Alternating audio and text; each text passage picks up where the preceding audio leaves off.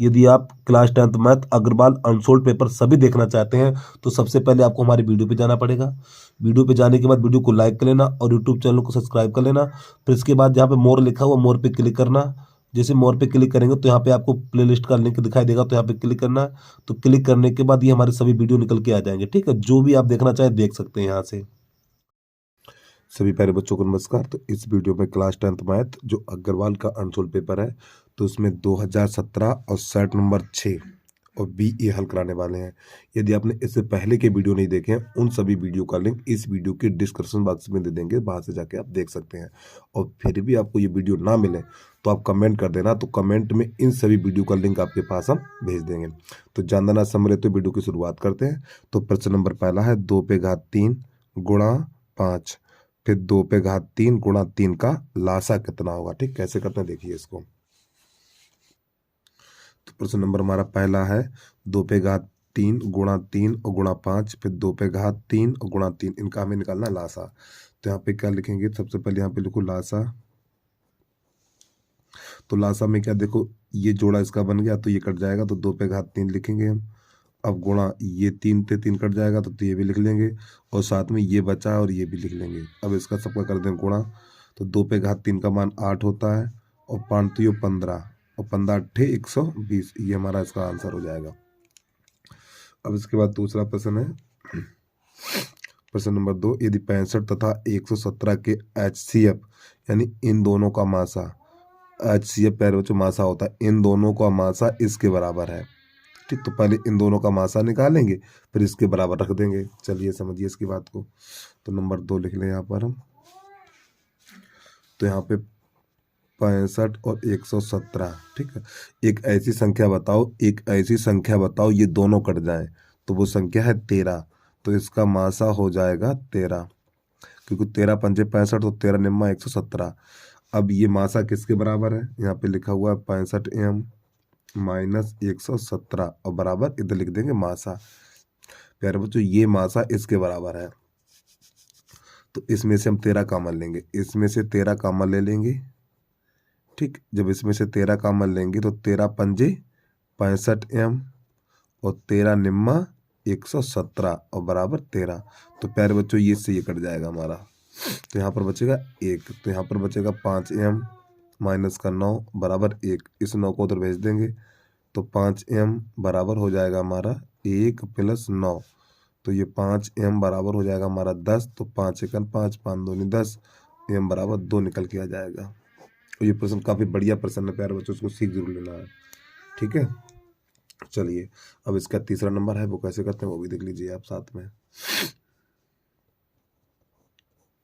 Number 3 है tan theta into cot theta, tan theta into cot theta ये है। अब देखो एक काम करो, tan कॉट क्या होता है, कॉट होता है 1/tan थीटा, इससे ये कट कर दीजिए तो इसका आंसर आ जाएगा 1। ठीक, चलो इसको भी कहानी खत्म करिए। अब इसके बाद इसमें बहुलक देखिए, प्रश्न नंबर 4 है हमारा, इसमें बहुलक बताना। देखो बहुलक क्या होता है, जिस पद की बारंबारता सबसे अधिक होती है बहुलक कहलाता है। तो यहाँ पे देखो 4 कितनी बार आया, 1 2 3 4, 4 4 बार आया, और 3 1 2 3, यानी 4 है वो 4 बार आया, 3 3 बार आया, 3 बार आया। ठीक है, तो इसका बहुलक कहता है ना, जिस पद की बारंबारता सबसे अधिक होती है वही बहुलक होता है। तो 4 सबसे अधिक बार आया है, तो इसकी बहुलक यानी कि इसका बहुलक 4 हो जाएगा ये वाला। ठीक है, अब इसके बाद प्रश्न नंबर अगला है हमारा, 2 त्रिभुज समरूप यानी त्रिभुज ABC और त्रिभुज PQR समरूप है। ठीक, इनका क्षेत्रफल इतना है, तो AB बराबर 18 सेंटीमीटर और BC बराबर 15 सेंटीमीटर, तो PR का मान होगा। चलिए कैसे करते हैं देखना है इसको।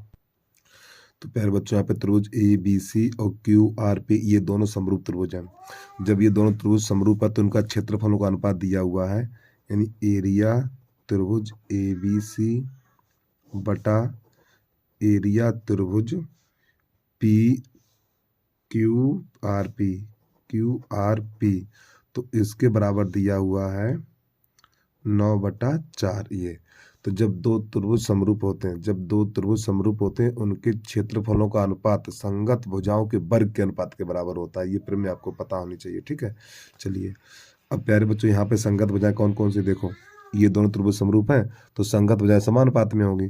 तो यहाँ पे क्या करेंगे, देखो ये वाली भुजा यानी ये वाली भुजा किसके बराबर हो, यानी इतने बटा इतना कर दीजिए आप, इतने बटा इतना कर दीजिए। तो यहाँ पे क्या लिखेंगे देखना, तो यहाँ पर लिखेंगे हम BC बटा RP और इसका होल वर्ग इस प्रकार, और बराबर 9/4 का होल वर्ग। इसका नहीं होल वर्ग लगाएंगे, ठीक है, क्योंकि ये होल वर्ग पहले से है। अब समझिए, तो इधर से घात हटेगी, इधर रूट लग जाएगा। तो BC बटा RP बराबर √9/4। अब प्यारे बच्चों देखिए इसका मान कितना, BC का मान 15 है। देखिए चित्र में देख सकते हैं आप, BC का मान 15 है, तो यहाँ पे लिख देंगे 15/RC और बराबर RP। इसका मान हो जाएगा 3/2। 3 एकन 3, 3 पंजे 15 और 5 दूनी 10। तो RP बराबर हो जाएगा हमारा 10 सेंटीमीटर। ये इसका आंसर आ गया। ठीक, चलिए जल्दी से नोट कर लीजिए इसको आप। अब इसके बाद प्रश्न नंबर है हमारा 6।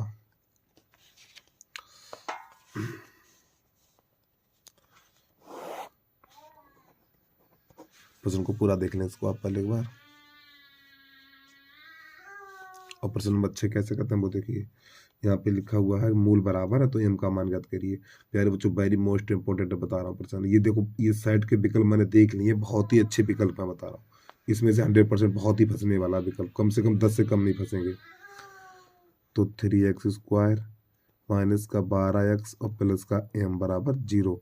अब प्रश्न कह रहा है मूल समान है, मूल समान है, ठीक है। तो सबसे पहले यहाँ पर क्या करेंगे आप, a बराबर 3 निकालो, b बराबर माइनस का 12 और c बराबर m, ठीक, c बराबर m। और जब मूल बराबर होते हैं तो आप लिखेंगे यहाँ पर सीधे सूत्र लिखिए, b² माइनस 4ac बराबर 0, ये लिखना आपको। तो b का मान -12 का वर्ग है, -4, a का मान 3 और c का मान m बराबर 0। अब ये प्यारे बच्चों 12 बारी में तो 44 हो जाएगा और 4 तो ये 12m हो जाएगा और बराबर 0। अब 12m को उधर भेज दीजिए तो 144 बराबर हो जाएगा 12m। तो 12 एकम 12, 12 बारी में 44, तो m बराबर हमारा 12 निकल के आ जाएगा। ठीक, चलिए जल्दी से नोट करिए इसको। अब इसके बाद प्रश्न नंबर 7। तो प्रश्न नंबर 7 है हमारा 2 cos 3x बराबर 1। तो x का मान ज्ञात करना है, ठीक है, यानी कि 2 cos 3x बराबर 1, तो इसमें x का मान ज्ञात करना है। अब क्या करो, तो प्यारे बच्चों इस 2 को उधर भेज दो, तो यहाँ पे हो जाएगा cos 3x बराबर 1/2। तो cos 3x। अब प्यारे बच्चों हमें ये बताओ, यहाँ पे cos है तो cos में ही देखिए 1/2 किसका मान होता है। cos में ही देखो 1/2 किसका होता है, तो ये होता है 60 का मान, ठीक है। तो टेबल याद करिए भैया, cos 60। तो प्यारे बच्चों cos से cos कट जाता है ये, ठीक, cos से cos काट देंगे तो यहाँ पे बचेगा 3x बराबर 60। अब 3 एकन 3 और 3 दूनी 6, ठीक, 20 अंश। तो x बराबर निकलेगा 20 अंश। ये हमारा प्रश्न का आंसर हो गया। चलिए जल्दी से नोट करिए। अब इसके बाद प्रश्न नंबर है 8। चलो 8 कैसे करते हैं वो भी देख लीजिए साथ में, आप वीडियो को रोक के आराम से नोट कर लिया करो। प्रश्न नंबर 8 है हमारा। तो 8 नंबर कह रहा है एक मूल इतना, यानी कि यहाँ पे लिखा x² प्लस का 3x माइनस p बराबर 0। अब कह रहा है एक मूल 2 है, एक मूल 2 है तो p का मान ज्ञात करिए। तो प्यारे बच्चों x बराबर 2 रखने पर, जो एक मूल 2 है वो x का मान है, तो x की जगह पे 2 रख दीजिए। तो इसमें x की जगह पे 2 रखेंगे, ठीक है। तो यहाँ पर 2 रखेंगे और यहाँ पे 2 रखेंगे, तो 2 पे घात 2 और प्लस 3 गुणा 2 माइनस का p बराबर 0। अब ये 2 दूनी 4 बन जाएगा और प्लस का 6 माइनस का p बराबर 0। तो ये प्यारे बच्चों कितना 10 हो जाएगा। तो 10 माइनस p बराबर 0 और p को उधर भेज दो, तो p बराबर हमारा 10 हो जाएगा। यही इसका आंसर हो गया। ठीक, चलिए जल्दी नोट करिए इसको भी। तो प्रश्न नंबर हमारा 9 है 27, 23, x माइनस 4, x प्लस 4, फिर 15, 3, 7 का समांतर माध्य 15 है तो x का मान ज्ञात कीजिए। ठीक है, तो कैसे करते हैं देखना। और समांतर माध्य प्यारे बच्चों कितना है 15। तो आप लिखेंगे समांतर माध्य बराबर पदों का योग, पदों का योग बटे पदों की संख्या। भैया ये प्रश्न वेरी मोस्ट इंपोर्टेंट है प्यारे बच्चों, उस पर टिक कर लीजिए भाई, वेरी मोस्ट इंपोर्टेंट बता रहा हूँ। तो समांतर माध्य बराबर पदों का योग बटे पदों की संख्या, और समांतर माध्य कितना है, इसका समांतर माध्य 15, तो यहाँ 15 लिख देंगे। अब पदों का योगफल यानी इन सबको जोड़ दो, 27 plus 23 plus x minus 4 plus x plus 4 और प्लस का 15 प्लस का 3 और प्लस का 7 और बटा ये कितने पद है हमारे पास, 7 पद है, 1 2 3 4 5 6 7, तो 7 का लगा देंगे भाग। तो अब यहाँ से देखिए इस ये तो इससे जगह कट, अब यहाँ पे इन सभी संख्याओं को जोड़ेंगे, 27 23 15 7 और 3, इन सबको जोड़ेंगे तो हमारा जोड़ाएगा 75 और प्लस ये x हो गया गलत, हाँ ठीक 75 ही आएगा। अब ये x और ये x 2x हो जाएगा और बटा 7 इसके नीचे एक कर लो अब इसका गुणा इसमें करो तो 75 प्लस 2x बराबर और 17 वो 15 छक्का 90 15 सत्ते 105 हो जाएगा। अब 75 को उधर भेजेंगे तो 2x बराबर हो जाएगा 105 माइनस 75, तो 2x बराबर हो जाएगा 5 बचेगा हमारा यहाँ पर, सॉरी 5 में से 5 जाएगा 0 और 10 में से 7 जाएगा 3, तो 2 एकन 2, तो ये बचेगा 15, तो x बराबर हमारा निकल के आ गया 15। ठीक, ये इसका आंसर आ गया।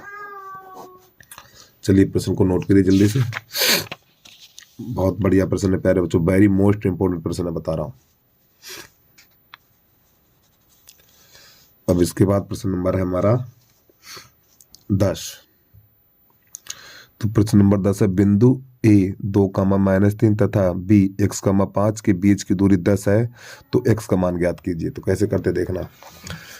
तो प्रश्न नंबर 10 है, ठीक, इसमें x का मान ज्ञात करना है। तो सबसे पहले इनके बीच की दूरी, तो यहाँ पे लिखेंगे बीच की दूरी बराबर बीच की दूरी, तो बीच की दूरी का सूत्र है हमारा √x1 माइनस x2 का होल वर्ग प्लस y1 माइनस y2 का होल वर्ग। तो प्यारे बच्चों ये हमारा सूत्र है।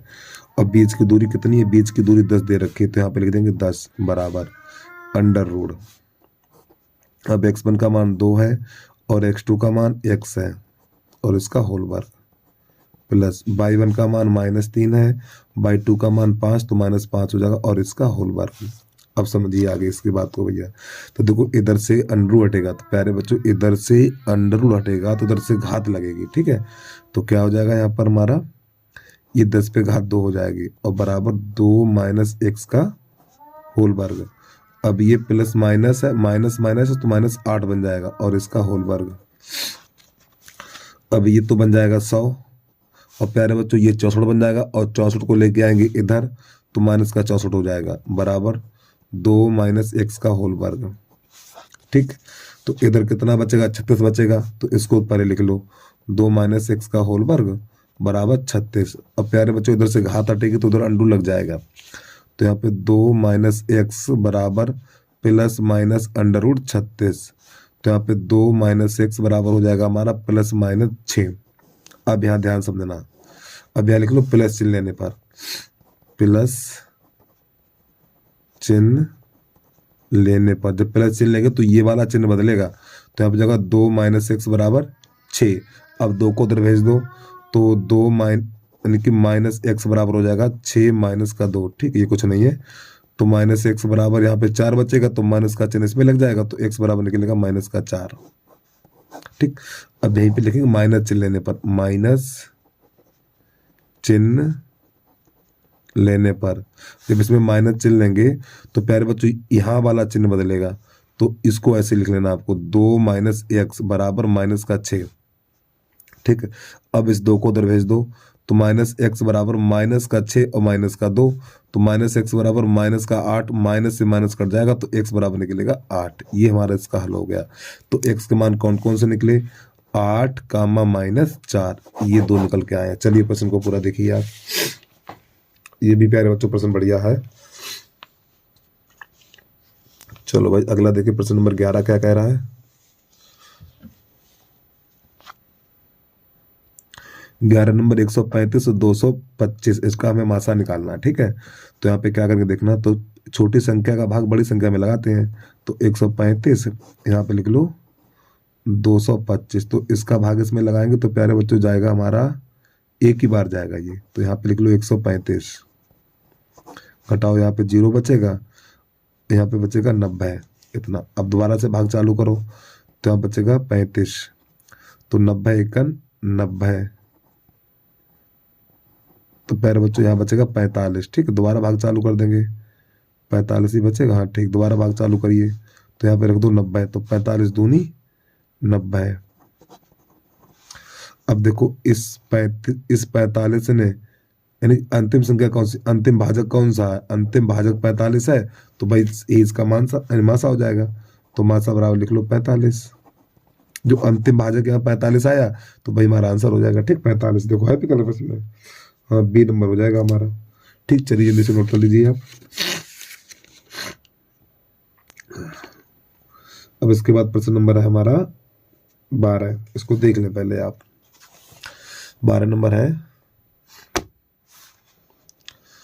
पी के किस मान के लिए, पी के किस मान के लिए रैखिक समीकरण युग्म इतने यानी 6x + 5y = 4 तथा 12x + py बराबर -8 का कोई हल नहीं है। ठीक है, चलिए समझिए, कोई हल नहीं है तो पी का मान ज्ञात करना है। तो देखो कोई हल नहीं की जो कंडीशन होती है हमारी a1/a2 = b1/b2 और नॉट इक्वल c1/c2, ये कंडीशन होती है इसमें हमारी। ठीक है, तो यहाँ पे लिखेंगे 6/12, फिर 5/p, 5/p, तो 6 एकन 6, 6 दूनी 12, कैसे गुणा करो तो p का एक में करो, इसका इसमें करो, तो p बराबर 10 हो जाएगा हमारा। ठीक है, चलिए जल्दी से नोट कर लीजिए, द्विघात समीकरण को हल होंगे। अब प्रश्न नंबर 13 है, इसमें हल बताने हमें। ठीक है, अरे यार, द्विघात समीकरण 6 + x - 2x² बराबर 0, तो सबसे पहले प्यारे बच्चों इसको सही लिखेंगे, सही नहीं लिखा है। ठीक है, अब ये तो दोनों नोट तो कर ही लिए होंगे आपने। चलिए अब प्रश्न नंबर हमारा अगला है,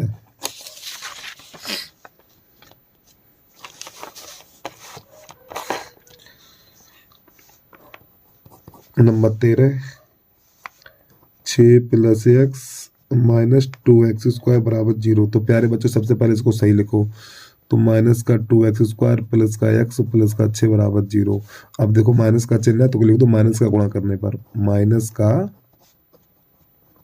गुणा करने पर, जब माइनस का गुणा करेंगे इन सबके चिन्ह बदल जाएंगे, तो ये 2x² - x माइनस का 6 बराबर 0। चलिए इसके गुणनखंड कर दीजिए, तो देखो 6 दूनी 12, 6 दूनी 12, 12 के ऐसे गुणनखंड करो, घटाने पर 1 मिले, यहाँ पे 1 होता है। ठीक है, तो 2x² प्लस का 4x माइनस का 4 होगा, और प्लस का 3x और माइनस का 6 बराबर 0। अब प्यारे बच्चों यहाँ से हम 2 कॉमन ले लेंगे, 2x कॉमन लेंगे तो यहाँ पे x - 2 बचेगा, यहाँ से प्लस का 3 कॉमन लेंगे तो यहाँ से हो जाएगा हमारा x - 2 बराबर 0। तो x - 2, 2x + 3 बराबर 0। तो पहले इसको लिखेंगे, तो x - 2 बराबर 0, तो x बराबर 2, एक आंसर निकल के आ गया हमारा। इसके बाद 2x + 3 बराबर 0, तो 2x बराबर हो जाएगा -3, तो x बराबर -3/2, एक ही आंसर हो गया। ठीक, चलिए जल्दी से नोट कर लीजिए आप। तो इसका विकल्प नंबर हो जाएगा हमारा ए, सही हो जाएगा। ठीक है, यानी कि जो x के मान निकले हैं 2 और कामा -3/2, ये हमारे आंसर है इसके। ठीक, चलिए जल्दी से नोट करिए, प्रश्न को पूरा देखिए आप एक बार। प्रश्न नंबर 13 के बाद 14 क्या करें वो भी देख लो भाई। अब ये प्रश्न नंबर 14 है बेटा, देखो प्रश्न नंबर 14 समझाने में बहुत समय लगेगा। ठीक, इसलिए मैं इसको छोड़ रहे हैं, और कोई खास भी नहीं है। ठीक, चलिए 15 नंबर देखिए, बिंदु ए के निर्देशांक होंगे, बिंदु ए के निर्देशांक होंगे जहां ए बी एक वृत्त का व्यास है और केंद्र के निर्देशांक 2, -3 है तथा बी के निर्देशांक 1, 4 है। तो कैसे करते हैं देखना है इसको। तो प्रश्न नंबर 15, ये मैंने एक वृत्त बना लिया, तो ए बी एक वृत्त का व्यास है, तो ए बी वृत्त का व्यास है। ठीक, हमारा ये, और इसमें क्या क्या दे रखा है, केंद्र के निर्देशांक यानी इसके निर्देशांक है 2, -3, अब इसके बाद बी के निर्देशांक है 1,4। तो प्यारे बच्चों ए के निर्देशांक ज्ञात करने हैं तो इसको कर लो x,y। चलिए तो यहाँ पे लिखेंगे, यहाँ पे लिख लो O, जो हमारा O बिंदु है ए बी का मध्य बिंदु है, तो यहाँ पे लिखेंगे ए बी का मध्य बिंदु O के निर्देशांक। तो पहले बिंदु लिख लो x,y तथा 1,4। तो यहाँ पे ए बी का मध्य बिंदु O के निर्देशांक। तो मध्य बिंदु के निर्देशांक का जो सूत्र है हमारा x1 प्लस x2 बटा 2 कामा y1 प्लस y2 बटा 2। अब समझिए तो प्यारे बच्चों ये वाले मान आपको यहाँ पे रख देने हैं, ठीक है। तो देखो x1 की जगह पे x लगाएंगे आप, और x2 की जगह पे ये 1 लगाएंगे, बटा 2 हो जाएगा। y1 की जगह पे ये वाला y लगाएंगे हम, और ये y2 की जगह पे ये 4 रखेंगे, ठीक, 4 और बटा 2 हो गया। और प्यारे बच्चों ये क्या लिखा, O के निर्देशांक लिखें, और O के निर्देशांक है कितने 2,-3। तो 2,-3। तो यहाँ पे क्या करेंगे, भुज बराबर भुज कर देंगे और कोट बराबर कोट कर देंगे। तो ये वाली भुजा यानी भुज बराबर भुज करेंगे और ये कोट बराबर कोट करेंगे। तो यहाँ पे x+1 बटा 2 बराबर 2, यानी इन दोनों को बराबर करेंगे तो 2 दूनी 4 हो जाएगा। तो x+1 बराबर 4 हो जाएगा, 2 को उधर भेजेंगे तो x बराबर हो जाएगा -3, सॉरी 3 हो जाएगा ये। अरे भैया 2 दूनी 4 हो जाएगा, फिर 1 को उधर भेजेंगे तो 3 बचेगा। अब इन दोनों को बराबर कर दो तो हो जाएगा y+4 बटा 2 बराबर -3। तो जिसके नीचे कुछ नहीं उसके नीचे 1, तो y+4 बराबर -6। तो इसको उधर भेजेंगे तो y बराबर हो जाएगा -6 और -4। तो हमारा y बराबर निकलेगा -10। तो हमारे जो ए के निर्देशांक है, ठीक, तो नई लाइन से लिखेंगे ए के निर्देशांक। ए के निर्देशांक है हमारे पास x, y। तो जो हमने x और y के मान निकालने वो यहाँ लगा दीजिए। तो ये 3, -10, ये हमारा आंसर आ गया। देखो है नहीं विकल्प इसमें,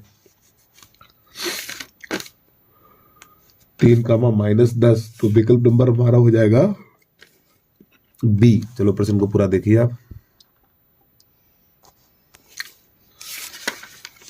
15 का बी, ठीक है। अब इसके बाद प्रश्न नंबर 16, प्रश्न को दिखा दें हम आपको पहले। प्रश्न नंबर 16 है हमारा, एक मीनार की चोटी का उन्नयन कोण उस मीनार के आधार से क्षैतिज तल पर 40 सेंटीमीटर दूरी पर स्थित है। तो बिंदु से देखने पर 45 अंश का कोण बनता है, यानी कि दूरी पर स्थित एक बिंदु से देखने पर 45 अंश है। तो मीनार की ऊंचाई ज्ञात कीजिए। चलिए कैसे करते देखना। तो सबसे पहले नंबर लिख लें हम 16। अब प्रश्न को एक बार फिर पढ़ रहे हैं। मीनार की चोटी का उन्नयन कोण, मीनार की चोटी का उन्नयन कोण उस मीनार के आधार से क्षैतिज तल पर 40 मीटर दूरी पर एक बिंदु से देखने पर। अब समझिए इसकी बात को भैया। प्यारे बच्चों ये हमारी मीनार है, मीनार के आधार से 40 मीटर की दूरी पर एक बिंदु यहाँ पर है। तो ये जो कोण बनता है ये वो हमारा 45 अंश है। तो यहाँ पर लिख दो ABC, ठीक, तो ये एच कर लो। तो यहाँ पे tan लगा दीजिए, tan 45, ठीक है। तो क्या हो जाएगा h/40 और tan 45 का मान 1, तो h/40 गुणा कर देंगे यहाँ पे, तो h बराबर हमारा 40 मीटर निकलेगा। ये इसका आंसर आ गया, ठीक।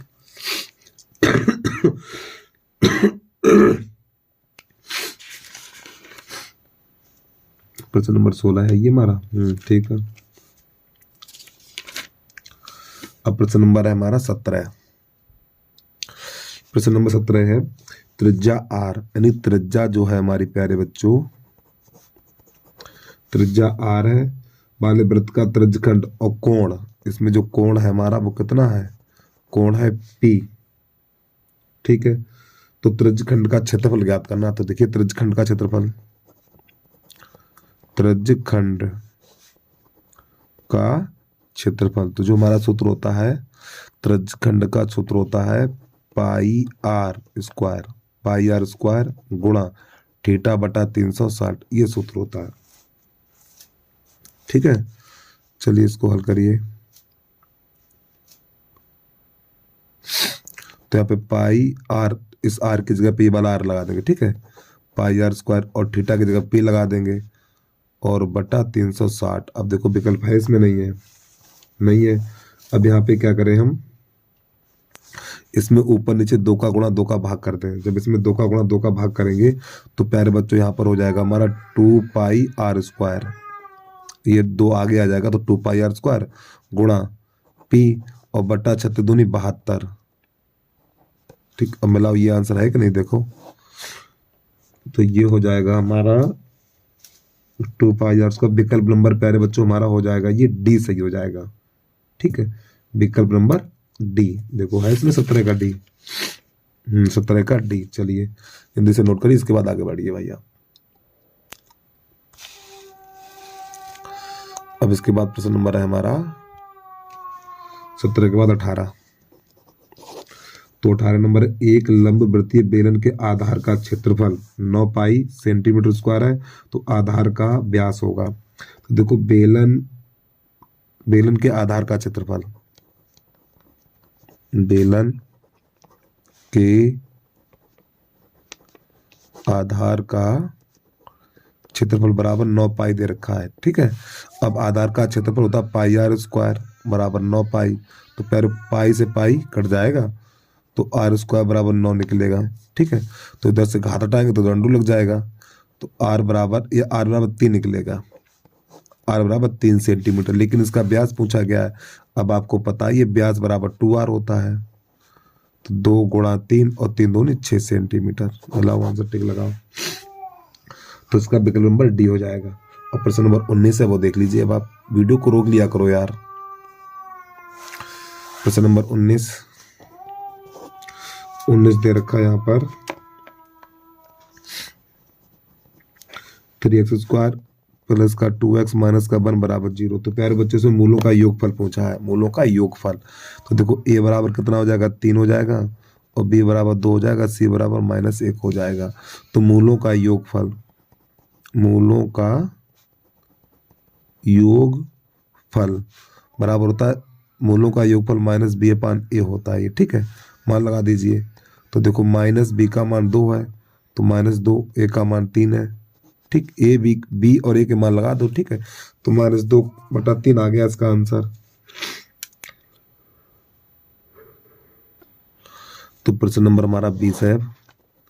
तो प्रश्न नंबर 20 है, ताश की गड्डी में से एक ताश का पत्ता निकाला जाता है।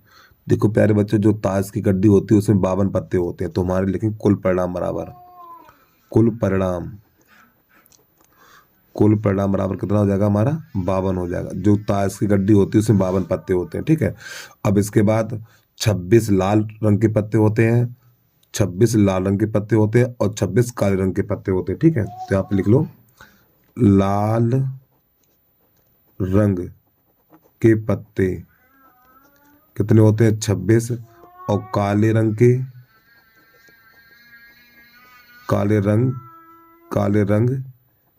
के पत्ते ये भी 26 होते हैं। ठीक है, थोड़ा प्रश्न आगे पढ़ रहे हैं। तो काले रंग के पत्ते आने की प्रायिकता ज्ञात कीजिए। तो काले रंग के पत्ते आने की प्रायिकता ज्ञात कीजिए। ठीक है, तो यहाँ पे पहले बच्चों PE बराबर, देखो काले रंग के पत्ते कितने हैं, 26 हैं, तो यहाँ पे 26 और बटा कुल परिणाम कितना 52 है, तो यहाँ पे 52 लिख देंगे। तो 26 सेकंड 26 दूनी 52, तो 1/2 इसका आंसर हो जाएगा। ठीक, जल्दी से नोट कर लीजिए। तो यहाँ पे लाल रंग के पत्ते लिखा हुआ, ठीक, थोड़ी गलती की लिख दिया मैंने, के कर लीजिए। यहाँ पर लाल रंग के पत्ते 26 हैं और काले रंग के पत्ते भी 26 होते हैं। तो यहाँ पे काले रंग के पत्ते की आने की प्रायिकता ज्ञात करनी है, और काले रंग के पत्ते कितने 26 है, तो 26/52 हो जाएगा, काट पीट के 1/2 हो जाएगा। चलिए जल्दी से नोट करिए। और प्रश्न नंबर पहला हमारा देखिए बात, प्रश्न नंबर पहले का तो 5 सेंटीमीटर वाले 2 घनों को किनारे से किनारा मिलाकर एक घना बनाया जाता है। तो इस प्रकार बने घनाभ का पृष्ठीय क्षेत्रफल ज्ञात कीजिए। तो पहले बच्चों द्वारा ध्यान समझना, देखो 2 घन है हमारे पास, एक घन ये है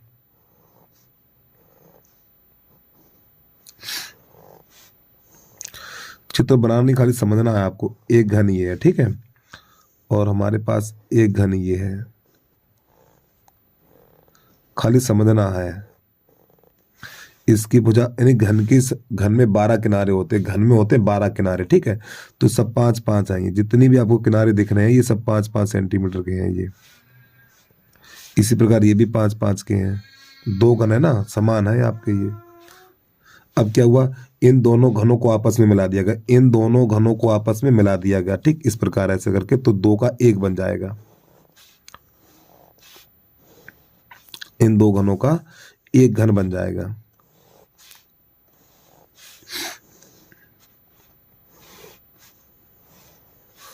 ये ऐसे प्यारे बच्चों 1 घन बन गया हमारा ये, ठीक है। तो ये वाली भुजा कितनी है, 5 है, इसकी भुजा 5 थी और इसकी भुजा कितनी थी, 5 थी। तो इसकी टोटल लंबाई कितनी हो गई प्यारे बच्चों, इसकी लंबाई हो गई 5। तो यहाँ पे लिखेंगे एल बराबर 5, तो एल बराबर 5, ठीक है। अब ये वाली कितनी थी, 5 है, तो ये कितनी, 5 ही तो रहेगी, ये कितनी हो जाएगी, 5 हो जाएगी। तो इसकी चौड़ाई यानी इसकी ऊंचाई कितनी, एच बराबर 5, सॉरी माफी चाहता हूँ प्यारे बच्चों, देखो ये लंबाई हमारी होगी 10, कितनी, 5, ये 5, ये 10 हो गई, तो यहाँ पे 10 करिए आप, ठीक है। अब ये इसकी ऊंचाई यही रहेगी, तो कितनी, 5। अब इसकी ये चौड़ाई, ये भी चौड़ाई रहेगी एक, तो चौड़ाई बी बराबर कितना हो जाएगा, बी बराबर हो जाएगा 5। तो प्यारे बच्चों ये 2 घन थे, इन 2 घनों को मिलाकर, थोड़ा जूम हटा दूं मैं, देखिए इन 2 घनों को मिलाकर, इन 2 घनों को मिलाकर एक घनाभ बना दिया गया। तो इस घनाभ का पृष्ठीय क्षेत्रफल ज्ञात करना है। तो लंबाई 10 हो गई, लंबाई 10 कैसे हुई, क्योंकि 5 इसकी है और 5 इसकी है, तो जब इन दोनों घनों को मिला दिया गया तो 5-5 10 लंबाई हो गई और चौड़ाई और ऊंचाई में कोई परिवर्तन नहीं होगा, ठीक। तो यहाँ पे लिखेंगे घनाभ का पृष्ठीय क्षेत्रफल, घनाभ का पृष्ठीय क्षेत्रफल। तो सूत्र होता है 2LB BH और HL, ये हमारा सूत्र होता है। मान लगा दीजिए इसमें 2, L का मान कितना है, L का मान देखो 10 है, तो यहाँ पे 10 और B का मान 5, फिर यहाँ पर 5 और गुणा 5 और प्लस 5 और गुणा 10 कर दीजिए भैया इसको हल। तो प्यारे बच्चों ये बन जाएगा हमारा 50 और ये बन जाएगा 25 और ये बन जाएगा 50। तो इसे जोड़ेंगे तो 125, 2 गुणा 125, तो जब इसे हल करेंगे 250 निकल के आएगा वर्ग सेंटीमीटर। तो आपको चित्र बनाने की जरूरत नहीं है, ठीक है, समझाया है मैंने आपको। फिलहाल आप यहाँ से स्टार्ट करिए, ठीक है, यहाँ से चलिए प्रश्न को पूरा देखिए एक बार आप।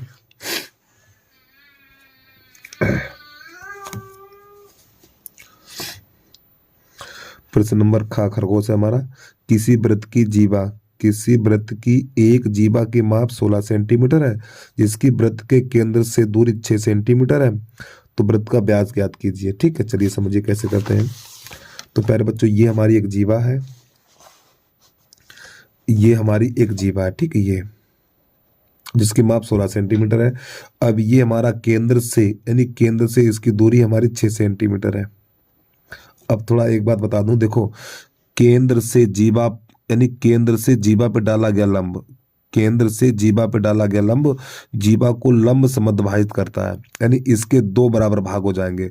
तो प्यारे बच्चों ये वाली दूरी हमारी कितनी है, 6 है, तो ये वाली जो जीवा है हमारी, ये पूरी हमारी 16 सेंटीमीटर की है। तो यहाँ से लेके यहाँ तक 8 ही हो जाएगी और 8 ही हो जाएगी।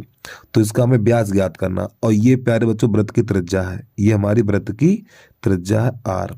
तो यहाँ पे पाइथागोरस प्रमेय लगा देंगे।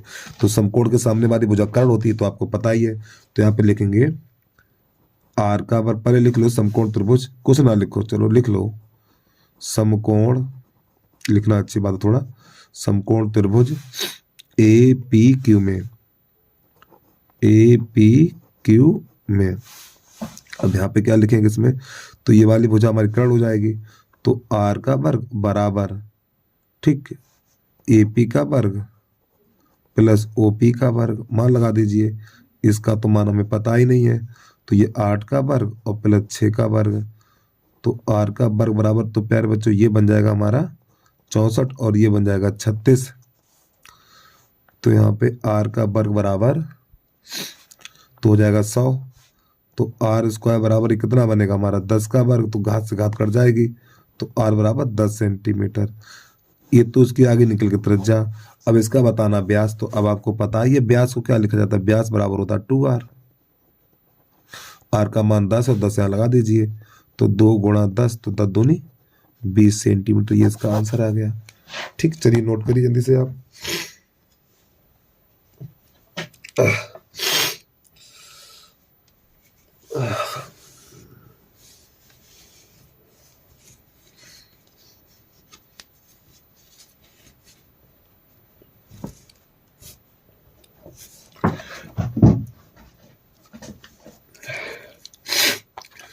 अब हमारा प्रश्न नंबर है गा गमला, इसको देख लीजिए आप।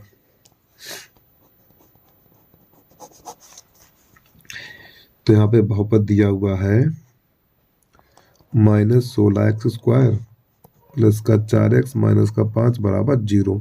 ठीक, चलिए तो सबसे पहले प्यारे बच्चों हमें तो ये लग रहा कहीं गलत ना हो यार ये, क्योंकि यहाँ पे पता नहीं माइनस या बराबर है। चलो देखते हैं,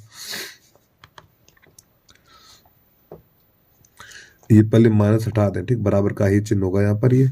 चलिए तो सबसे पहले प्यारे बच्चों यहाँ पे ABC के मान छाटिए। तो A बराबर कितना हो जाएगा हमारा 16 और B बराबर 4 और C बराबर माइनस का 5। तो मूलों का योगफल यानी अल्फा प्लस बीटा बराबर -B/A होता है।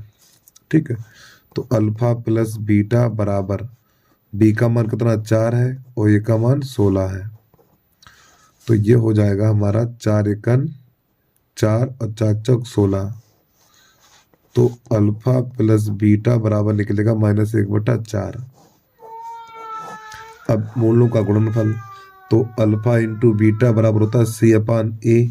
तो इसका मान -5, A का मान 16, तो अल्फा इंटू बीटा का भी मान मिल गया। चलिए अब जिसका मान निकालना है वो लिख लें हम। तो जिसका मान निकालना है 1/अल्फा प्लस 1/बीटा का मान ज्ञात करना है। तो इसका गुणा इसमें, इसका इसमें, तो हो जाएगा अल्फा प्लस बीटा बटा अल्फा बीटा, इस प्रकार। तो मान लगा दीजिए। अब इसका मान कितना है, इसका मान है -1/4, तो -1/4 और बटा अल्फा इंटू बीटा का मान -5/16, तो माइनस से माइनस कट जाएगा। तो ये 16 जाएगा ऊपर और ये आएगा यहाँ पर, तो हमारा ये हो जाएगा 16/4 गुणा 5। तो 4 एकन 4 और 4 चौक 16, तो इसका आंसर 4/5 निकलेगा। अब देखो इसका आंसर है इतना नहीं है, पर देख लें फिर इसके बाद पूरा प्रश्न दिखा दें आपको। हाँ ठीक, सही है प्यारे बच्चों। चलिए जल्दी से नोट कर लीजिए आप।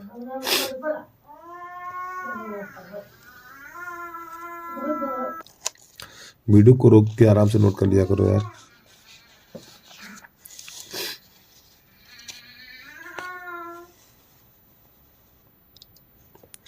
अब प्रश्न नंबर है हमारा पहले का 5वां। तेरे की घाघड़ी के डालिए, आपकी घाघड़ी है। ठीक है ये, चलिए तो सबसे पहले प्यारे बच्चों LHS लिखिए इसमें, LHS। ठीक, तो ये sine A plus cos A का होल वर्ग। अब यहाँ पे क्या करेंगे, इसका होल वर्ग खोल दीजिए। तो A² plus B² plus 2A और ये B।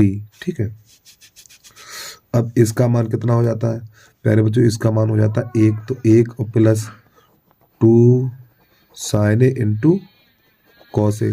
अब प्यारे बच्चों ये हमारा सूत्र बन गया एक, ये सूत्र। ठीक, अगर आपने देखा हो या पढ़ा हो तो 1 प्लस ये साइन 2A का सूत्र है, साइन 2A का, बस हो गया सिद्ध ये। तो आप लिख दो LHS और बराबर RHS। ठीक, यानी 2 साइन इंटू कॉस A है, तो ये साइन 2A का सूत्र है। चलिए जल्दी से नोट करिए। अब इसका जो 5वां है वो अपने आप करिए प्यार। ठीक, माध्य का निकालने के लिए निकालिए आराम से अपना। अब इसके बाद प्रश्न नंबर इसका चा कराने वाला हूँ आपको। 4 चम्मच है। यदि किसी बेलन का बग पृष्ठ 110 सेंटीमीटर स्क्वायर तथा उसकी ऊंचाई 5 सेंटीमीटर है, तो उस बेलन की त्रिज्या ज्ञात कीजिए। ठीक, कैसे करते देखना। तो सबसे पहले यहाँ पे लिखेंगे बेलन की ऊंचाई, H बराबर लिखेंगे 5 सेंटीमीटर, और बेलन का बग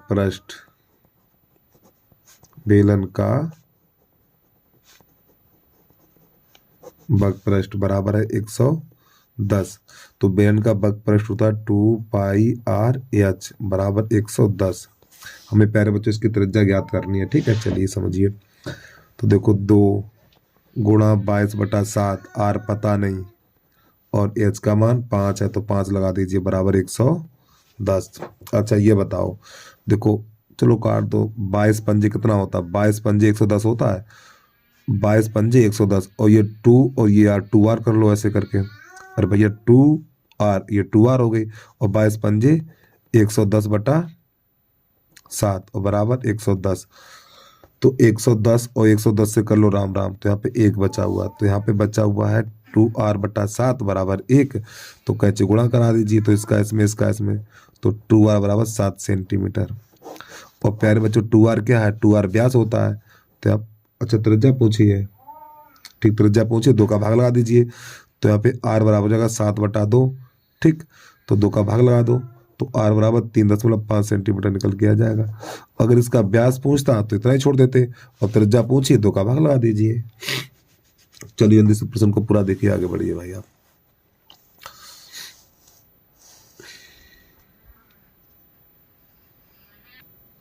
अब पहले का चाका अथवा बता रहा हूँ, ठीक है। तो प्यारे बच्चों को मैंने वृत्त खींच लिया, ये हमारी स्पर्श रेखा है और ये वृत्त का केंद्र है। ठीक है, तो वृत्त के केंद्र से स्पर्श रेखा को मिलाते हैं यहाँ पर, ये तो कोण हमारा 90 अंश का बनता है, ये हमेशा के लिए बता रहा हूँ मैं। इसको यहाँ से मिला देंगे, फिर ये कह रहा है बेटा इसको मिलाओ ऐसे यहाँ से। अब समझिए ध्यान से, तो यहाँ पे ये वाला कोण दिया हुआ 40 अंश का। ठीक है, तो नाम भी लिख दे इसके हम, यहाँ पर P है, यहाँ पर Q है, यहाँ पर R है और यहाँ पर O है। तो प्यारे बच्चों में ये वाला मान बताना है कितना। अब समझिए ध्यान से, खोल लो भैया खोपड़िया के ताले अपने अपने।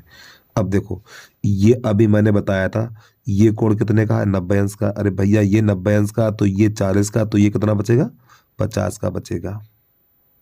ठीक है, अब ये क्या हमारी वृत्त की त्रिज्या है प्यारे बच्चों, ये वृत्त की त्रिज्या है और ये वृत्त की त्रिज्या है।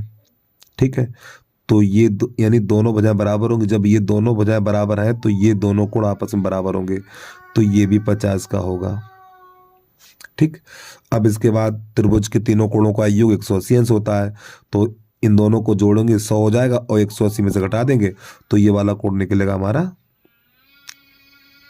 80 अंश का, इतना। ठीक, अब इसको कैसे हल करेंगे देखना। तो आप लिखेंगे ओ केंद्र वाले वृत्त में, प्रश्न नंबर है, लिख तो दिया पहले का चातवा, ओ केंद्र वाले वृत्त में। ठीक है, तो यहाँ पे लिखेंगे कोण आर पी क्यू बराबर 40 अंश है। ठीक है, तो प्यारे बच्चों ये वाला कोण कितने का है? ये वाला कोण हमारा 90 अंश का, तो यहाँ पे लिखेंगे कोण ओ पी क्यू बराबर 90 अंश। अब प्यारे बच्चों देखो, इस वाले कोण में 2 कोण शामिल है, एक ये वाला और एक ये वाला। ठीक है, तो यहाँ पे लिखेंगे कोण ओ पी आर, तो कोण ओ पी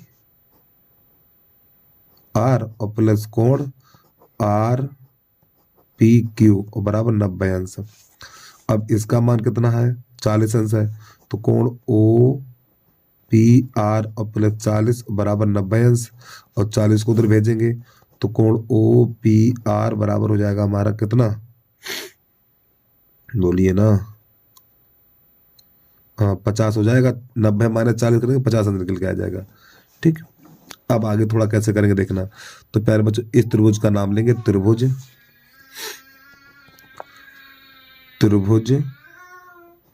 POR में, तो यहाँ पे लिखेंगे OP बराबर OR। प्यारे बच्चों ये हमारी वृत्त की त्रिज्या है। ठीक, वृत्त की त्रिज्या। ठीक है, इसलिए कोण OPR बराबर कोण ORP, यानी ये वाले दोनों कोण, ये दोनों वृत्त की त्रिज्या है, तो ये दोनों कोण आपस में कैसे होंगे? बराबर होंगे, और बराबर लिखेंगे 50 अंश। अब त्रिभुज के अंतः कोणों का योग 180 अंश होता है, आपको पता ही है। तो यहाँ पे लिखो कोण OPR प्लस कोण ORP और प्लस कोण POR बराबर 180 अंश।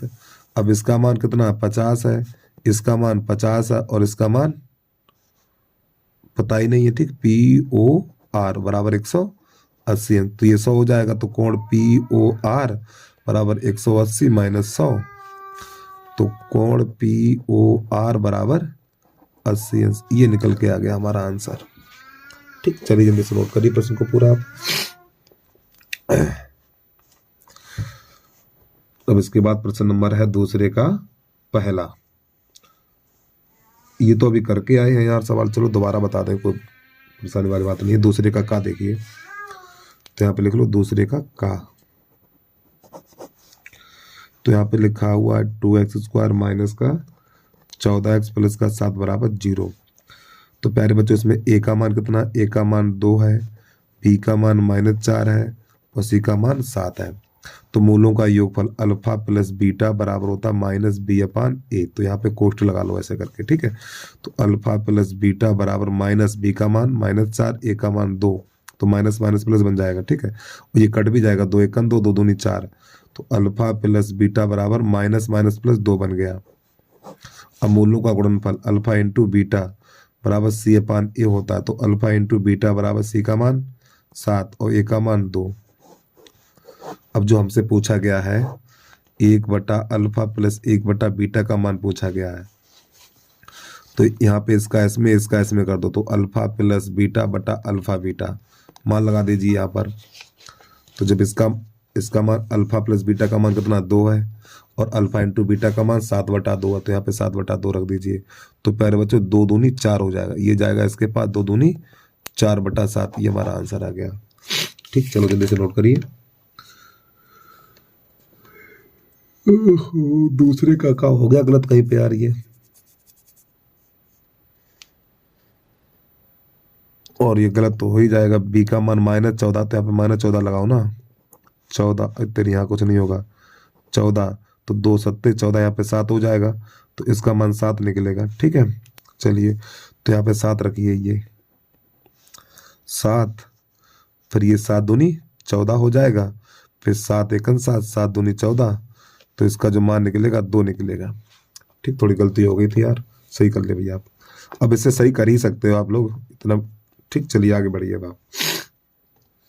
तो प्रश्न नंबर दूसरे का खरगोश है, ठीक है। तो सबसे पहले LHS लिखेंगे, cos 2a + 1 और बटा 1 माइनस, यहाँ पर भी a होगा cos 2a। अब प्यारे बच्चों थोड़ा सूत्र लिख के दिखा दूं मैं इसके, ठीक है, cos 2a के। तो देखो cos 2a बराबर पहला सूत्र है हमारा cos² माइनस sin², ठीक है। फिर इसका एक और है 2 cos² - 1, फिर इसके बाद 1 माइनस 2 sin²। तो यहाँ पर ये सूत्र है प्यारे बच्चों इसके, ठीक है। तो यहाँ पर ये दोनों काम करेंगे। अब देखना कौन सा कहाँ पर लगेगा। देखो यहाँ पर जो हमारा प्लस है वो 1 है, जो 1 है वो प्लस में है, जो 1 है वो प्लस में है, तो माइनस वाला सूत्र लगेगा, ये वाला लगेगा यहाँ पर, ठीक है। चलिए तो इस cos 2a की जगह पे इस cos 2a, ये सब cos 2a के सूत्र हैं, cos 2a, ठीक है। तो इसकी जगह पे यानी ये वाला cos 2a है, तो इसकी जगह पे ये वाला मान लगाएंगे। ठीक, तो यहाँ पे लिखेंगे 2 cos² - 1 और ये वाला +1 बटा अब 1 माइनस, ठीक, कोष्ठ लगाना पड़ेगा। अब इसकी जगह पे ये वाला मान रखेंगे, तो 1 माइनस 2 sin²a। अब आपको पता ये देखो इससे ये कट जाएगा, और जब कोष्ठक से बाहर माइनस के चिन्ह होते हैं तो अंदर वाले चिन्ह बदल जाते हैं। तो यहाँ पे हो जाएगा 2 cos² बटा 1 माइनस, देखो कोष्ठक से बाहर माइनस चिन्ह है तो इन सबके अंदर वाले चिन्ह बदल दीजिए, तो 1 और +2 sin², तो इससे ये कट जाएगा हमारा। तो यहाँ पर बचेगा 2 cos² और बटा 2 sin²। तो प्यारे बच्चों 2 से 2 निकल जाएगा। अब यहाँ पे देखो cos यानी cos बटा sin क्या होता है, cot होता है, तो cot यहाँ पे घात 2 लगे तो उसका लगा दीजिए। अब भी यही हमारा आंसर आ गया। ठीक, जल्दी से नोट कर लीजिए। तो आप लिखना चाहो तो लिख दो LHS और बराबर RHS। चलिए जल्दी से नोट करिए आप।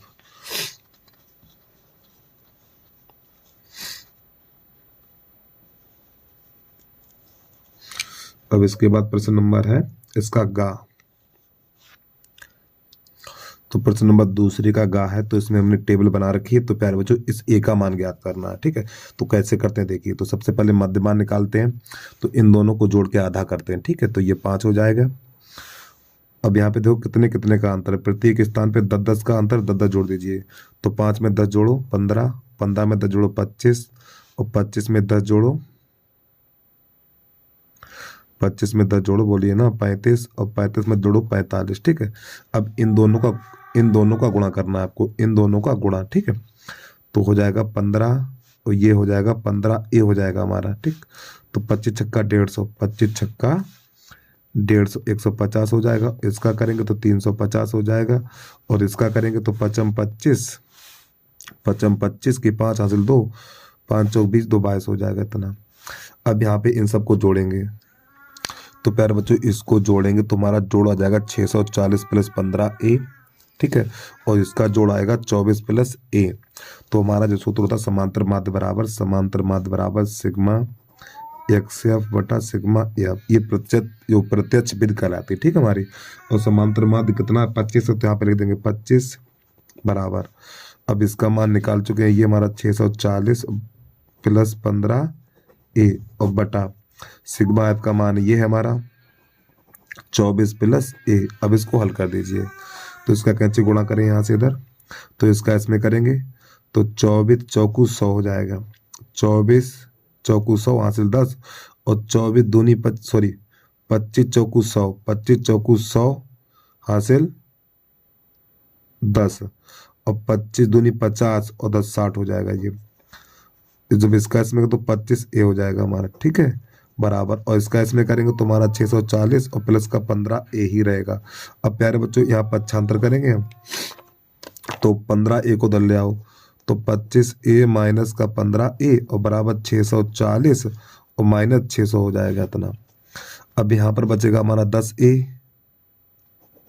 और बराबर इधर बचेगा 40, तो 0 से 0 कट जाएगा, तो a बराबर 4 निकल के आएगा। अब देख रहे हैं आंसर है कि नहीं है ये हमारा, ठीक है। और तब तक प्रश्न नोट कर लीजिए आप, और टेबल तो बनाए रखे होगी आपने। प्रश्न नंबर है दूसरे का गा। जय श्री राधे। दूसरे का गा 14 दे रहा है, यहाँ पर क्या लफड़ा हो गया।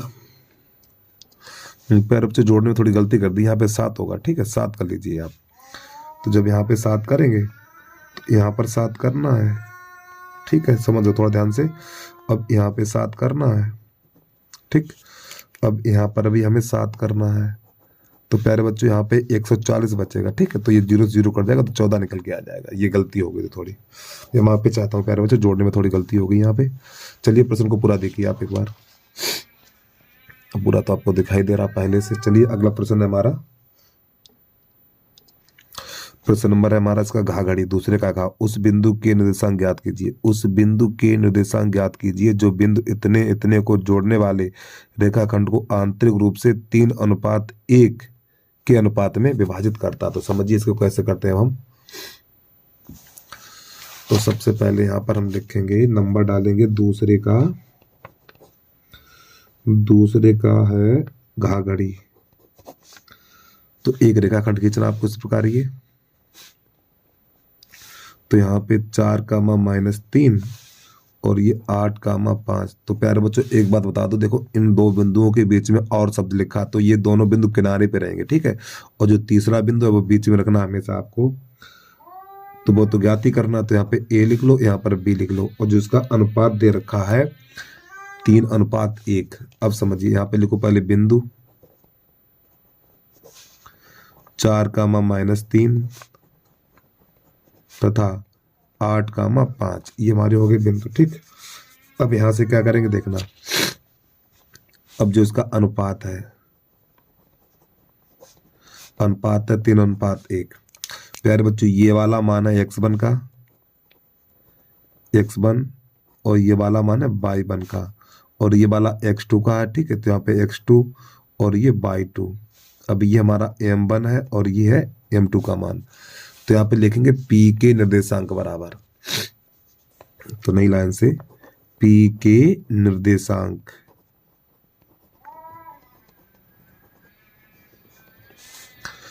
m1 x2 plus m2 x1 बटा m1 plus m2 comma m2 sorry m1 by 2 m2 by 1 बटा m1 प्लस m2। तो प्यारे बच्चों ये हमारा सूत्र बनकर तैयार हो गया। ठीक, चलिए मान लगा दीजिए इसमें अब। तो m1 का मान 3 है। अब x2 का मान, अरे भैया ये रहा x2 का मान 8 है, प्लस m2 का मान 1 है और x1 का मान 4 है। और नीचे देखो m1 प्लस m2 यानी 3 प्लस 1 तो 4 कर दीजिए सीधा डायरेक्ट। अब m1 का मान 3 बाई 2 का मान 5 है, प्लस m2 का मान 1 और बाई 1 का मान -3 और बटा यहाँ पर भी 4 कर दीजिए आप सीधा। इसको कर दो कोष्टक में बंद। तो ये हो जाएगा हमारा कितना, 8 या 24 और प्लस 4 और बटा 4 कामा ये 15 -3 बटा 4। तो ये बनेगा 28 बटा 4 और ये बनेगा 12 बटा 4। 4 एकन 4, 4 सत्ते 28, 4 एकन 4, 4 तो 12। तो इसका जो आंसर निकल गया है 7,3। ये हमारा हो गया आंसर 7,3। ठीक, जल्दी से नोट करिए।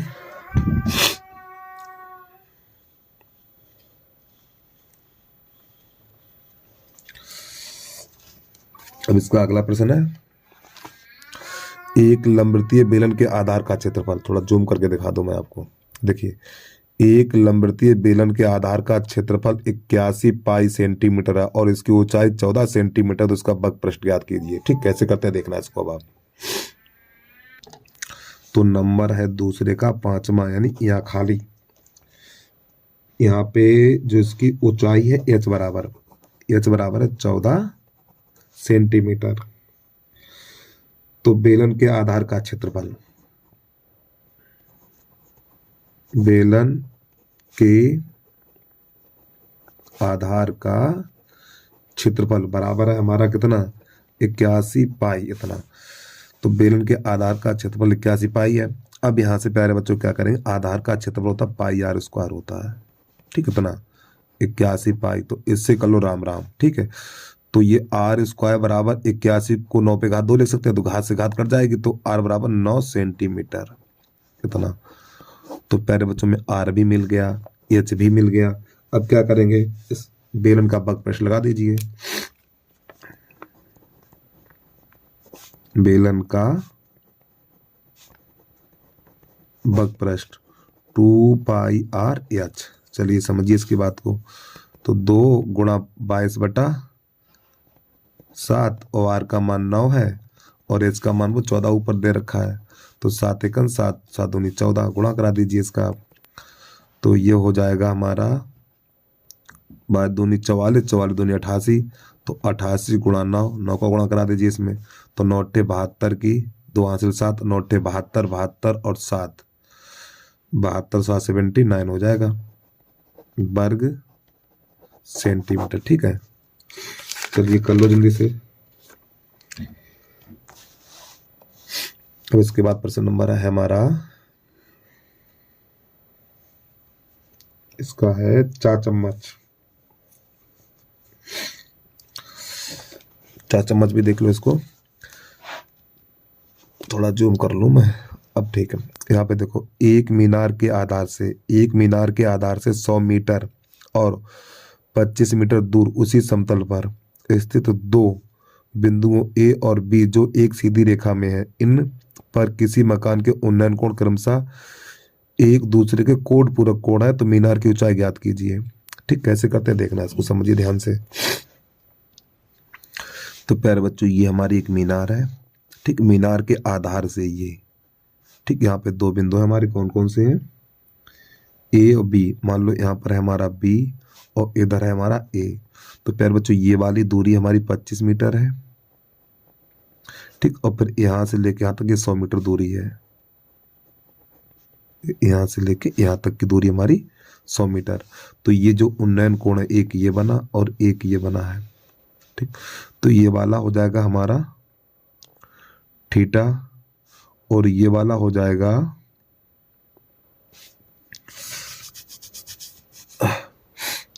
तो देखो जो दो कोट पूरक कोण होते हैं, कोट पूरक कोण होते हैं जिन दो कोणों का योग 90 अंश होता है वो कोट पूरक कोण कहलाते हैं। ठीक है, तो ये दोनों कोण हमारे कोट पूरक कोण है। तो ये थीटा कर लिया, तो ये वाला कर ले 90 माइनस थीटा, इस प्रकार ये।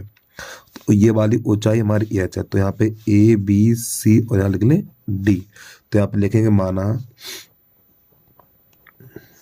सी डी एक मीनार है। क्या है? सी डी एक मीनार है। तो सबसे पहले समकोण त्रिभुज लिख लें हम, ये वाला समकोण त्रिभुज बी सी डी में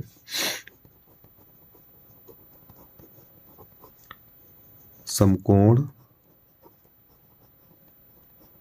त्रिभुज, समकोण त्रिभुज बी सी डी में। ठीक है, समकोण त्रिभुज बी सी डी में। तो यहाँ पे tan थीटा लंब बटा आधार यानी एच बटा 25 हो जाएगा। अब प्यारे बच्चों tan का उल्टा क्या होता है? tan का उल्टा होता है cot, tan का उल्टा cot होता है। तो यहाँ पे लिखेंगे cot थीटा बराबर, जब इसको उल्टा लिखेंगे तो इसको भी उल्टा लिखेंगे, तो ये हो जाएगा 25 बटा एच। और ये हो गया हमारा समीकरण नंबर फर्स्ट। अब लिखेंगे समकोण त्रिभुज, समकोण त्रिभुज यहां से ए सी डी,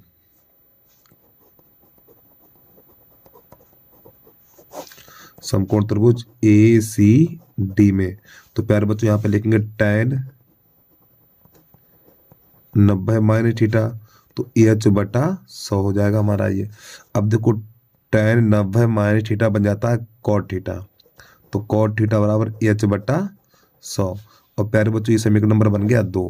तो समीकरण 1 तथा 2 से, समीकरण 1 तथा 2 से तो जो चीज बराबर होती है वो नहीं लिखी जाती। ठीक है, तो समीकरण 1 तथा 2 से जो चीज बराबर उसे नहीं लिखेंगे। क्या बराबर है? देखो यहाँ से कॉट कॉट बराबर है, तो ये दोनों हटा देंगे तो इन दोनों को बराबर कर देंगे यहाँ से। ठीक, तो यहाँ पे लिखेंगे नई लाइन से 25 बटा एच बराबर एच बटा 100। तो प्यारे बच्चों इसका गुणा इसमें करिए तो ये एच स्क्वायर हो जाएगा, और इसका गुणा इसमें कर दो। अब देखो यहाँ पे 20 लिख बैठे हम। ठीक, तो ये हो जाएगा 2500। ठीक है, थोड़ा और आगे समझिए, तो इधर से घात हटेगा तो अंडू लग जाएगा, तो एच बराबर अंडरूट हो जाएगा 2500।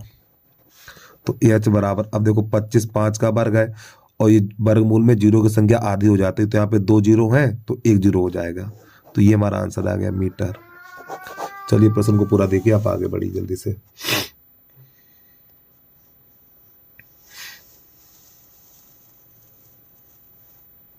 यदि आप class 10th math Agarwal unsolved paper सभी देखना चाहते हैं तो सबसे पहले आपको हमारी वीडियो पे जाना पड़ेगा। वीडियो पे जाने के बाद वीडियो को लाइक कर लेना और यूट्यूब चैनल को सब्सक्राइब कर लेना। फिर इसके बाद जहाँ पे मोर लिखा हुआ मोर पे क्लिक करना। जैसे मोर पे क्लिक करेंगे तो यहाँ पे आपको प्लेलिस्ट का लिंक दिखाई देगा, तो यहाँ पे क्लिक करना। तो क्लिक करने के बाद ये हमारे सभी वीडियो निकल के आ जाएंगे। ठीक है, जो भी आप देखना चाहें देख सकते हैं यहाँ से।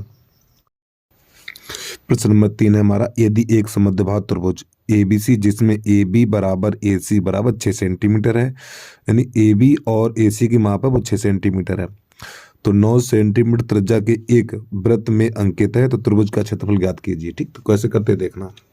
तो प्यारे बच्चे जो वृत्त की त्रिज्या है वो 9 सेंटीमीटर है, जो वृत्त की त्रिज्या है वो 9 सेंटीमीटर है।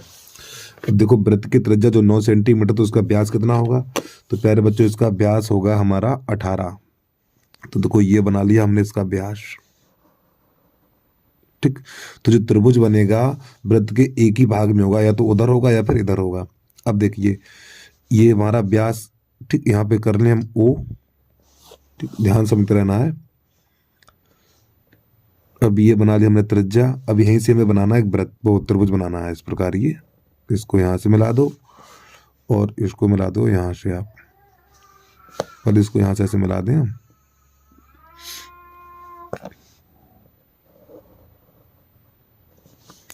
इसको यहां से मिला दो। तो प्यारे बच्चों में इस त्रिभुज का क्षेत्रफल ज्ञात करना, तो इसका नाम है A B और ये C। ठीक है, इस त्रिभुज का क्षेत्रफल ज्ञात करना है। अब ये वाली जो भुजा है, ये वाली भुजा हमारी 6 सेंटीमीटर कितनी है? 6। और ये वाली भुजा है, ये भी 6 सेंटीमीटर है। ठीक, अब ध्यान समझना। अच्छा ये क्या है प्यारे बच्चों? ये हमारी वृत्त की त्रिज्या है, ये वृत्त की त्रिज्या है जिसकी लंबाई हमारी 9 सेंटीमीटर है। तो एक काम करें, ये वाली भुजा हमने कर, ये वाली भुजा x कर लें। जब ये वाली भुजा x होगी तो ये कितनी होगी, ये 9 माइनस एक्स होगी। ठीक है, यानी यहाँ से लेके यहाँ तक की दूरी 9 माइनस एक्स है, पर यहाँ से लेके यहाँ तक की दूरी हमारी x है, तो यहाँ पे लिख लें p। अब इसको यहाँ से मिलाएंगे, इसको मिला देंगे यहाँ से, अब इसको मिला देंगे हम इधर से ऐसे करके। ठीक है, अब प्यारे बच्चों ये वाली क्या, ये वृत्त की त्रिज्या है, ये भी तो वृत्त की त्रिज्या है। ठीक, ये भी वृत्त की त्रिज्या है तो ये भी 9 हो जाएगी, और ये भी वृत्त की त्रिज्या है तो ये भी 9 हो जाएगी। अब क्या करना है देखना भाई, तो सबसे पहले यहाँ पे लिखेंगे, दिया है प्रश्न नंबर 3 है हमारा।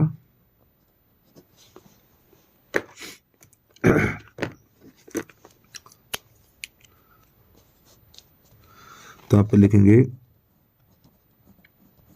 दिया है 9 सेंटीमीटर, 9 सेंटीमीटर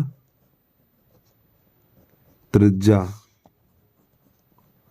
वाले वृत्त में, 9 सेंटीमीटर त्रिज्या वाले वृत्त में एक त्रिभुज ABC, एक त्रिभुज ABC है। ठीक है, जिसमें AB बराबर AC और बराबर 6 सेंटीमीटर। अब प्यारे बच्चों जरा ध्यान समझना, हमें देखो एक बात थोड़ा और बता दूं आपको। देखो ये हमारा मान लो ये क्या जीवा है, ये क्या है व्यास है। ठीक, सॉरी व्यास है ये प्यारे बच्चों। जब व्यास, और ये हमारी एक जीवा है, क्या है ये जीवा है, ये भैया है जीवा आपकी। जब केंद्र से जीवा पे डाला गया लंब, देखो केंद्र से जीवा पे डाला गया लंब जीवा को लंब समद्वाहित करता है, यानी ये यहाँ पे जो कोण बनेगा 90 अंश का बनेगा। ये जो कोण होगा वो हमारा 90 अंश का होगा, और ये दूरी हमारी आपस में बराबर होती है। ठीक है, तो यहाँ पे लिखेंगे हम नई लाइन से लिखेंगे OP, ये वाला OP लंब BC। ठीक, डाला या खींचा इस प्रकार। अब यहाँ पे जब ये OP लंब BC है तो प्यारे बच्चों देखो ये वाला कोण, ठीक है, और ये कोण 90 देखो ये 90 अंश का तो ये भी 90 अंश का होगा।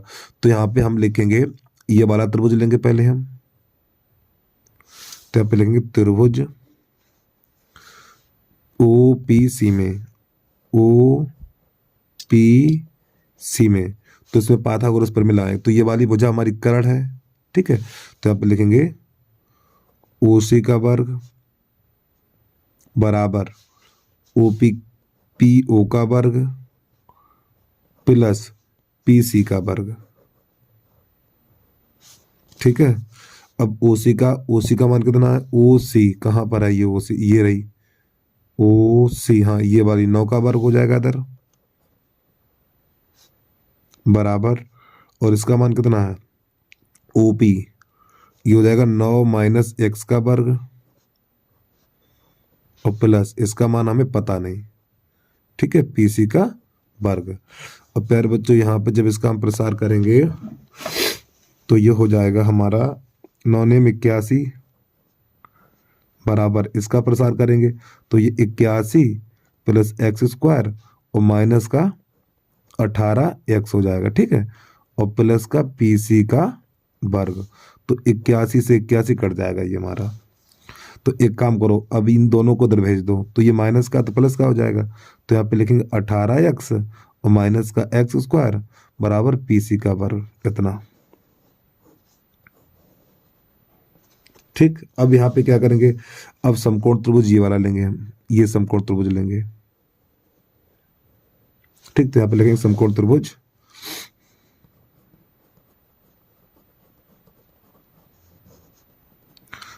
त्रिभुज APC में। अब इसमें पाइथागोरस प्रमेय लगाएंगे, जब हम इसमें पाइथागोरस प्रमेय लगाएंगे तो प्यारे बच्चों ये वाली इसमें कर्ण हो जाएगी और ये वाली आधार हो जाएगा और ये लंब हो जाएगा। तो यहाँ पे लिखेंगे 6 का यानी AC का वर्ग बराबर PC का वर्ग प्लस AP का वर्ग, इस प्रकार।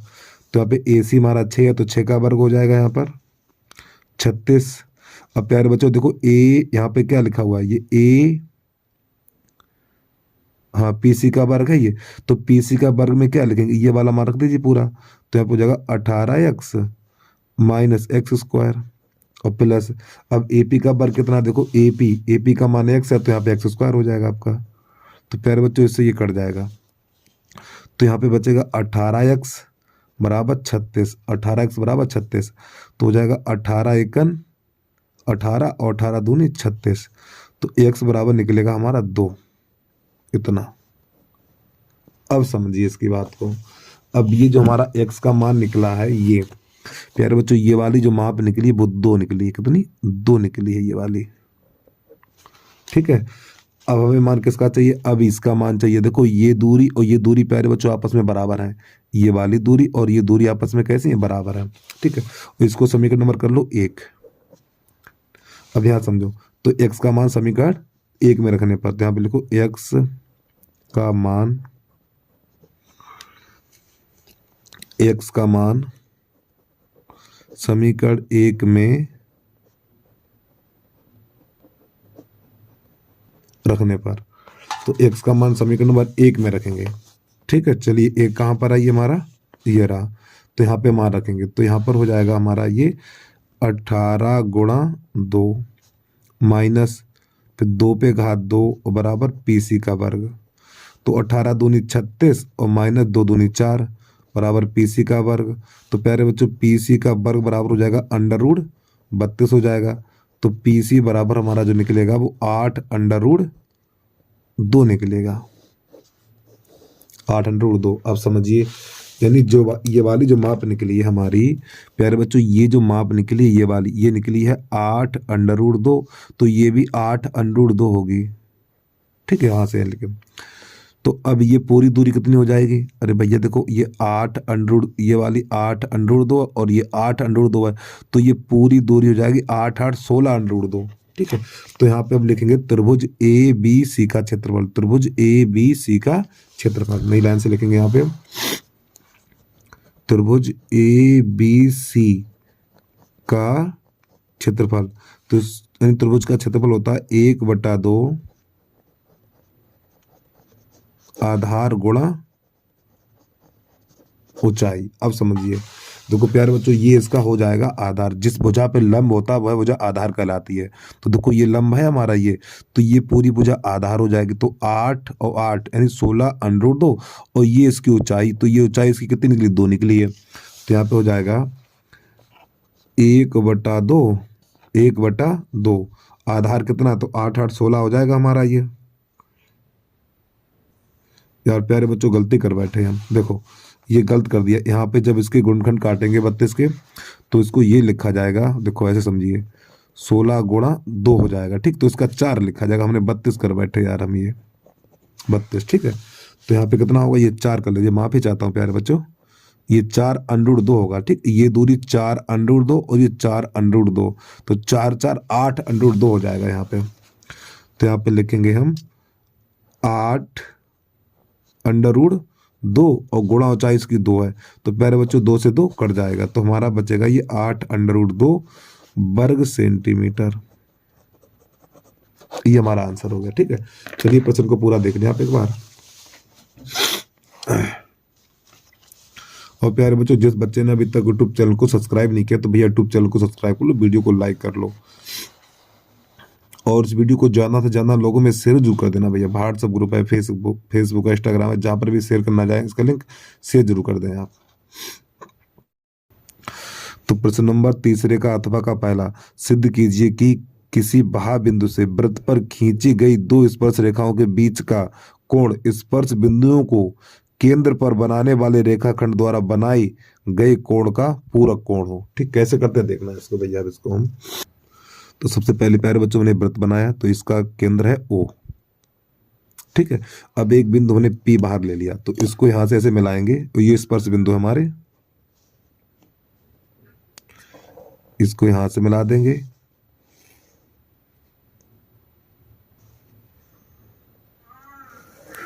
और इसको यहां से मिला देंगे, ठीक है। तो एक बिंदु यहां पर P है और ये हमारे क्या स्पर्श बिंदु है, ये और ये, तो यहाँ पे लिख लो A और यहाँ लिख दो B।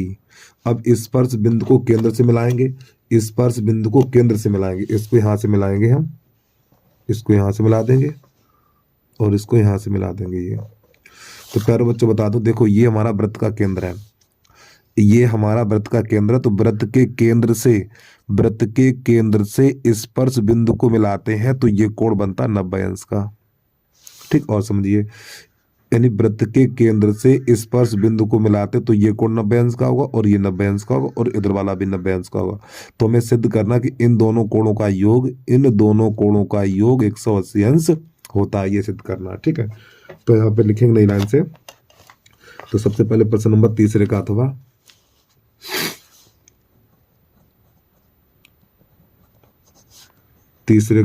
और पहला सवाल हमारा। ठीक है, चलिए समझिए। तो यहाँ पे लिख लो, दिया है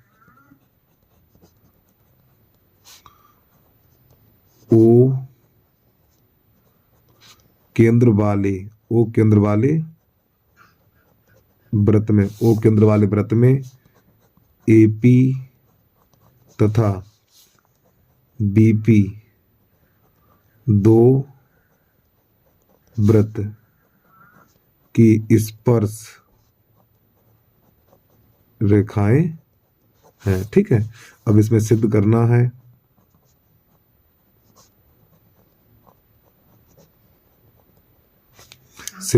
है कि इन दोनों कोणों का योग 180 अंश होता है। ठीक है, तो कोण AOB प्लस कोण APB और बराबर 180 अंश, ये सिद्ध करना है। चलिए भैया, तो प्यारे बच्चों देखो, ये कोण और ये कोण कैसे हैं, ये कोण और ये कोण 90 अंश हमारे। ठीक है, तो यहाँ पे लिखेंगे चतुर्भुज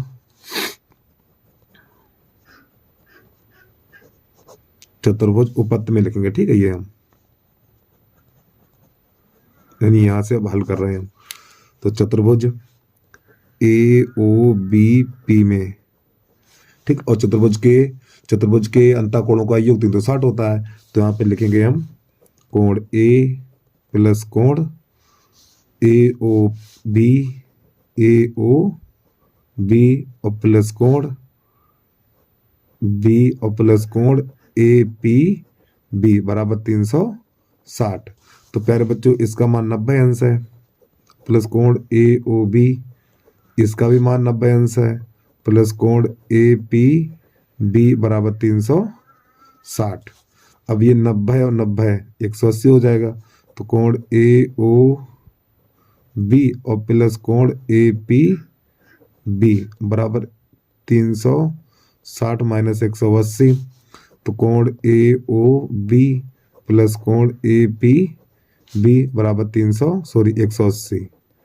ठीक, 360 में से 180 घटाएंगे तो यही बचेगा और यही हमारा हल हो गया। आंसर और लगाना। ठीक, डिग्री यहाँ पर यही हमारा सिद्ध हो गया। ठीक, जल्दी से नोट करिए। इसके बाद अगला प्रश्न देखिए आप। अब इसमें दूसरा पार्ट है, एक बार जल्दी से देख लो इसको। अब इसके बाद इसका दूसरा। ठीक, तो यहाँ पे लिखेंगे हम तीसरे का दूसरा और ये है भैया अथवा। चलिए, तो प्यारे बच्चों, इसमें देखो ये वाली भुजा ज्ञात करनी, इस वाली आकृति में ये वाली भुजा ज्ञात करनी है। अभी पीछे वाले चित्र में हमने बताया था ये वृत्त का केंद्र है, तो वृत्त के केंद्र से स्पर्श बिंदु को मिलाते हैं तो प्यारे बच्चों ये कोण बनता 90 अंश का। तो ये वाला कोण 90 अंश का हो गया। तो एक भुजा ये दी है और एक भुजा ये दी है, तो ये बन गया हमारा समकोण त्रिभुज। तो यहाँ पे लिखेंगे समकोण त्रिभुज।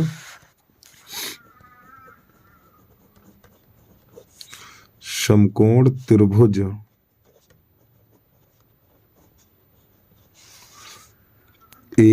PAO में तो पाइथागोरस प्रमेय में लगा दो। तो ये वाली भुजा 90 अंश के सामने वाली भुजा कर्ण कहलाती है। ठीक है, तो यहाँ पे लिखेंगे कर्ण का वर्ग यानी A, चलो पहले PO है ना आपका, PO का वर्ग बराबर AP का वर्ग और प्लस AO का वर्ग। पाइथागोरस प्रमेय लगा दी हमने। तो पहले बच्चों इसका मान 25 का वर्ग और AP का वर्ग पता नहीं और प्लस 7 का वर्ग, तो हो जाएगा ये 625 और ये 49 हो जाएगा। 49 को उधर ले तो माइनस का हो जाएगा बराबर AP का वर्ग। ठीक है, तो जब इसे घटाएंगे तुम्हारा कितना बचेगा, 15, 15 में से 9 जाएगा, 6 बचेगा। अब यहाँ पे रह गया हमारा 11, यानी 1 रह गया, और 11 में से 4 गया 7, ये 5 बचेगा। ठीक है, तो यहाँ पर बचेगा AP का वर्ग। तो प्यारे बच्चों उधर से घात हटाएंगे तो अंडर लगाएंगे, तो AP का वर्ग बराबर हो जाएगा अंडर रूट 576, और ये 576 हमारा 24 का वर्ग होता है, ये हटाओ, तो AP बराबर हो जाएगा 24 सेंटीमीटर। ये इसका आंसर आ गया। ठीक, चलिए जल्दी से नोट करिए, इसके बाद आगे बढ़ रहे हैं। अब इसके बाद प्रश्न नंबर है चौथा। प्रश्न नंबर चौथा है, तो प्यारे बच्चों में एक बात ध्यान रखनी है आपको, अगर यहाँ माइनस का चिन्ह है, अगर यहाँ माइनस का चिन्ह है तो ये संख्या इधर भेजेंगे, अगर यहाँ प्लस का चिन्ह है तो संख्या नहीं भेजेंगे। अगर ये माइनस का चिन्ह है तभी इस संख्या को उधर भेजना आपको। तो यहाँ पे लिखेंगे 4x + 1 अंडर रूट 1 + x + 2 इतना। अब लिखेंगे दोनों पक्षों का वर्ग करने पर, दोनों पक्षों का वर्ग करने पर। ठीक है, जब दोनों पक्षों का वर्ग करेंगे तो हो जाएगा ये 4x + 1 अंडर रूट बराबर 1 + x + 2, और ये इसका होल वर्ग इतना।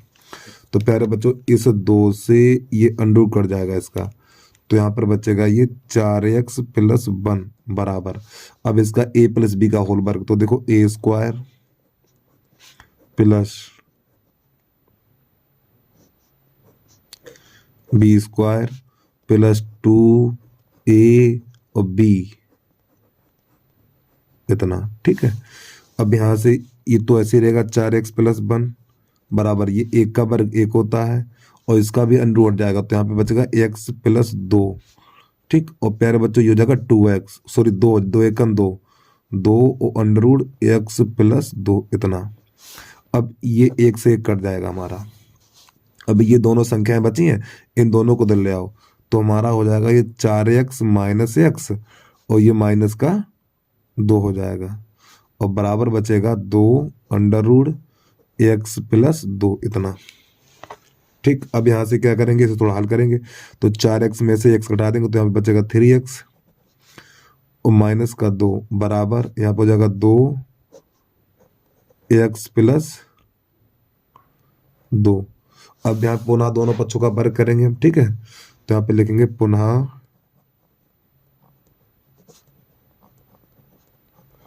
दोनों पक्षों का वर्ग करने पर। जब पुनः दोनों पक्षों का वर्ग करेंगे तो समझिए ध्यान से, तो यहाँ पे लिखेंगे 3x - 2 का होल वर्ग बराबर 2 अंडर रूट x + 2 का होल वर्ग, इस प्रकार। तो यहाँ पे हो जाएगा देखो a² + b² - 2a और ये b बराबर, अब ये 2 दूनी 4 हो जाएगा प्यारे बच्चों, 2 दूनी 4, और इसका अंडर हट जाएगा तो x + 2 बचेगा। अब इसको हल कर दीजिए, तो हो जाएगा 9x² प्लस का 4 और माइनस का 6, 6 दूनी 12x। अब इसमें 4 का अंदर गुणा करेंगे, ये 4x और प्लस का 8 हो जाएगा। अब इन दोनों संख्याओं को इधर ले आएंगे, तो ये हमारा हो जाएगा 9x² माइनस का 12x, और ये माइनस का 4x और प्लस का 8, सॉरी ये प्लस का 4 रहेगा, ये प्लस का 4। ठीक है, और ये माइनस का 8 और बराबर 0। तो यहाँ पर हो जाएगा ये 9x² माइनस यहाँ पे हो जाएगा 16x, अब ये हो जाएगा माइनस का बचेगा हमारा 4 और बराबर 0। अब इसके काट दें गुणनखंड, तो देखो हमारा हो जाएगा 9 चौक 36, 9 चौक 36। तो प्यारे बच्चों 36 के ऐसे गुणनखंड काटो घटाने पर हमें 16 मिले, तो इसका हो जाएगा 18 दूनी 36। ठीक, 18 में से 2 घटा दें 16 बचेगा, तो ये 9x² माइनस का 18x और माइनस प्लस का हो जाएगा। ठीक है, यहाँ पर 2x और माइनस का 4 बराबर 0, क्योंकि 18 में से 2 घटाएंगे तभी तो -16 बचेगा। अब यहाँ से कॉमन ले लेंगे हम 9, 9 एक्स कॉमन लेंगे तो यहाँ पे हो जाएगा एक्स माइनस 2, यहाँ से प्लस का 2 कॉमन लेंगे तो एक्स माइनस 2 बराबर 0। थोड़ा और आगे बढ़िए तो एक्स माइनस 2 और 9 एक्स प्लस 2 बराबर 0। ठीक, अब यहाँ से क्या करेंगे प्यारे बच्चों, पहले इसको ले लीजिए तो यहाँ पे लिखेंगे एक्स माइनस 2 बराबर 0, तो एक्स बराबर 2, एक आंसर निकल के आ गया। अब ये वाला लिखेंगे, ठीक है, तो 9 एक्स प्लस का 2 बराबर 0, 2 को उधर भेजिए तो 9 एक्स बराबर माइनस 2, तो एक्स बराबर माइनस 2/9, ये हमारा आंसर आ गया। ठीक, चलिए प्रश्न को पूरा देखिए। पहले आंसर देखने आए हैं कि नहीं आए हैं ये, हमारे आंसर ठीक है। चलो प्रश्न को पूरा देखिए आप। बस यहाँ पे ध्यान रखना, अगर ये प्लस है तो नहीं भेजेंगे, अगर ये माइनस का चिन्ह है तो उधर भेज देंगे इसको, इतनी बात ध्यान रखना आपको।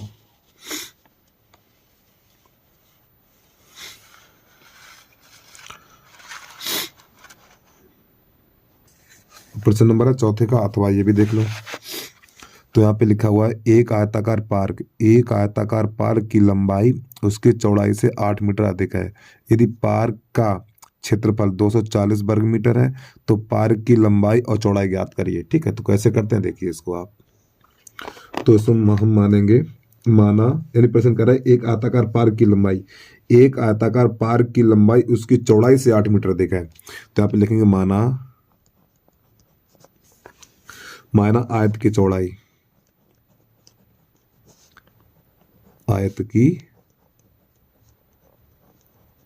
चौड़ाई बराबर है हमारी 8 मीटर। तो प्यारे बच्चों जो लंबाई है वो 8 अधिक है, ठीक, इससे, और तेरी गलती एक्स करिए ना ऐसे, इतनी। माना आयत की चौड़ाई हमारी x मीटर है और लंबाई है वो 8 अधिक है, तो x प्लस 8 मीटर इतना हो जाएगा। अब यहाँ पे प्रश्न कर रहा है तो इसका क्षेत्रफल यानी पार्क का क्षेत्रफल 240 वर्ग मीटर है। तो नई लाइन से लिखेंगे आयत का क्षेत्रफल। तो आपको लिखना आयत का क्षेत्रफल। तो जो आयत का क्षेत्रफल होता है 240 दे रखा है, वो आयत का क्षेत्रफल लंबाई गुणा चौड़ाई बराबर 240। तो लंबाई हमारे पास x है तो x और x प्लस 8, लंबाई x है और चौड़ाई x प्लस 8 है बराबर 240। इसका गुणा कर दो तो ये बन जाएगा एक्स स्क्वायर प्लस का 8x, इसको अंदर लाओ तो माइनस का 240 बराबर 0। अब 240 के ऐसे गुणनखंड काटो 240 के ऐसे गुणनखंड काटो कि घटाने पर 8 मिले। चलिए काटते हैं भैया इसको हम।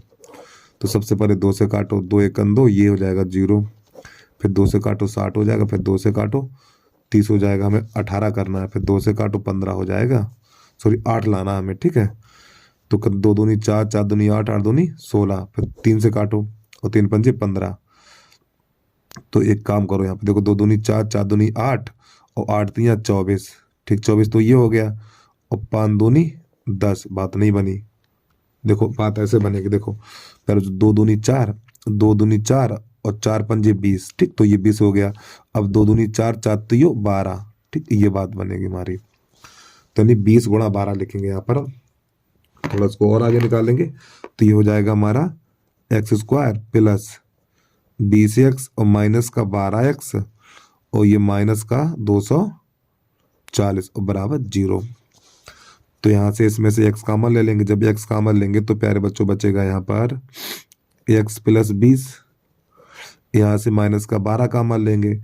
जब माइनस का 12 कॉमन लेंगे तो x प्लस का 20 यहाँ पर भी बचेगा बराबर 0। तो x प्लस 20 और x माइनस 12 बराबर 0। अब आपको ये पता ही है यहाँ से x का मान माइनस निकलेगा, यहाँ से x का मान माइनस निकलेगा, तो x बराबर माइनस 20, तो ये कर दो अमान्य, ठीक, ये वाला हमारा आंसर गलत हो जाएगा। अब यहाँ से x माइनस 12 बराबर 0, तो x बराबर 12, ये हमारा मान्य हो जाएगा। और जो प्यारे बच्चों हमारी चौड़ाई हमने क्या मानी थी, चौड़ाई हमारी x थी, तो x का मान कितना है, और भैया x का मान 12 निकला है, तो 12 मीटर होगी हमारी चौड़ाई। अब लंबाई कितनी है, लंबाई हमारी कितनी है 12 प्लस 8, तो लंबाई हो जाएगी 20 मीटर। ये प्रश्न का हल हो गया, ठीक है। चलिए भैया प्रश्न को पूरा देख लें एक बार आप, हम भी तब तक आंसर मैच कर लें। 12 और 20, ठीक है। अब इसके बाद प्रश्न नंबर इसका पांचवा कैसे करते हैं वो देखिए आप।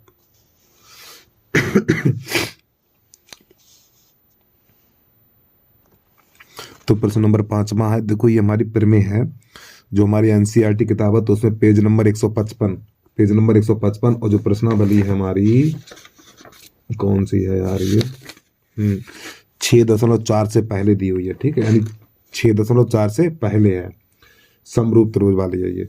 तो हमारा प्रश्न नंबर 5वां है, दो समरूप त्रिभुजों के क्षेत्रफलों में अनुपात उनकी संगत भुजाओं के वर्गों के अनुपात के बराबर होता है, ठीक है, सिद्ध करना हमें, ठीक है। चलिए समझिए।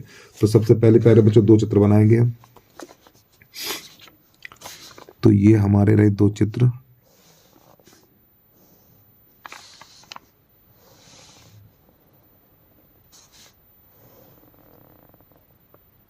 ये तो इसका नाम है हमारा ए और ये बी और ये सी, और इसका नाम है पी क्यू और इसका नाम आर। अब ध्यान समझना है इसको, ठीक है। तो प्यारे बच्चों ये दोनों त्रिभुज हमारे समरूप हैं, तो यहाँ पे लिखेंगे दिया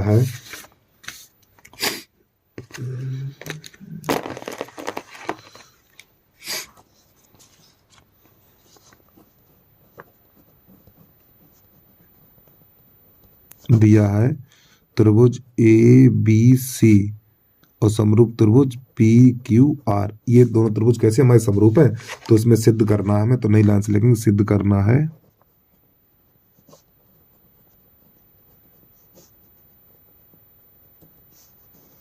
सिद्ध करना है, देखो आपको ये बात तो पता होगी कि जब दो त्रिभुज समरूप होते हैं तो संगत भुजाएं समानुपात में होती हैं, ये तो पता, ठीक है।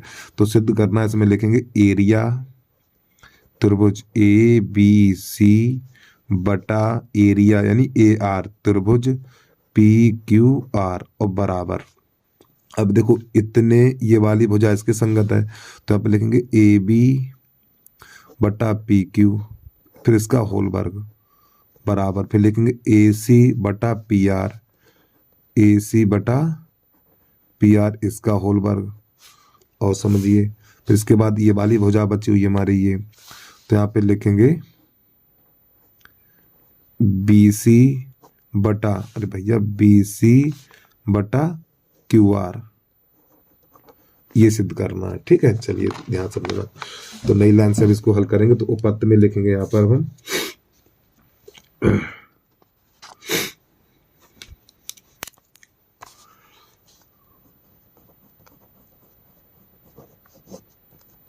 उपपत्ति में लिखेंगे त्रिभुज ए बी सी और समरूप त्रिभुज पी क्यू आर। तो प्यारे बच्चों ये त्रिभुज समरूप है, तो संगत भुजाएं कैसी होंगी, समानुपात में होंगी, ये वाली भुजाएं समानुपात में होंगी। तो यहाँ पे लिखेंगे ए बी बटा पी क्यू बराबर ए सी बटा पी आर और बराबर बी सी बटा क्यू आर, इतना, क्योंकि जब दो त्रिभुज समरूप होते हैं तो संगत भुजाएं समानुपात में होती हैं। तो यहाँ पे थोड़ा एक काम रचना में लिखेंगे हम, रचना में लिखेंगे, देखो यहाँ से प्यारे बच्चों लंब डालेंगे, ठीक है, यहाँ से डालेंगे लंब, ये शीर्ष लंब ऐसे करके, यहाँ से ये ऐसे करके, तो इसका नाम लिख लें हम एम, ठीक है, इसका नाम लिख लें एम और इसका नाम लिख लें एन। तो ये 90 अंश का कोण बनता है हमारा, ठीक, ये 90 अंश का।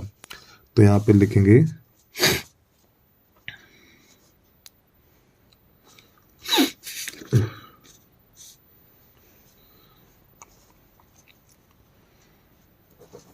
ए एम लंब बी सी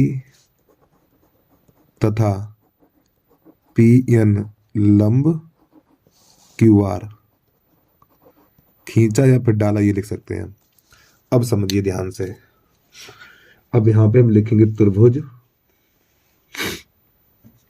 ये वाला त्रिभुज लिखेंगे, ठीक है, ये त्रिभुज लिखेंगे ये वाला। तो त्रिभुज ए, अब यहाँ पे लिखेंगे एरिया त्रिभुज ए बी सी, ठीक, इसका त्रिभुज का क्षेत्रफल निकालेंगे और इसका निकालेंगे। तो यहाँ पे लिखेंगे नई लाइन से एरिया त्रिभुज ए बी सी बराबर, सूत्र होता है 1/2 आधार। तो इसका प्यारे बच्चों आधार क्या है, ये आधार होता है। देखो जिस भुजा पे लंब होता है वह भुजा आधार कहलाती है। तो देखो यहाँ पे 90 अंश का कोण बना तो ये पूरा आधार हो जाएगा, इसका ये आधार हो जाएगा और ये ऊंचाई हो जाएगी। तो 1/2 आधार गुणा ऊंचाई BC गुणा AM, ये समीकरण नंबर कर लीजिए आप 1।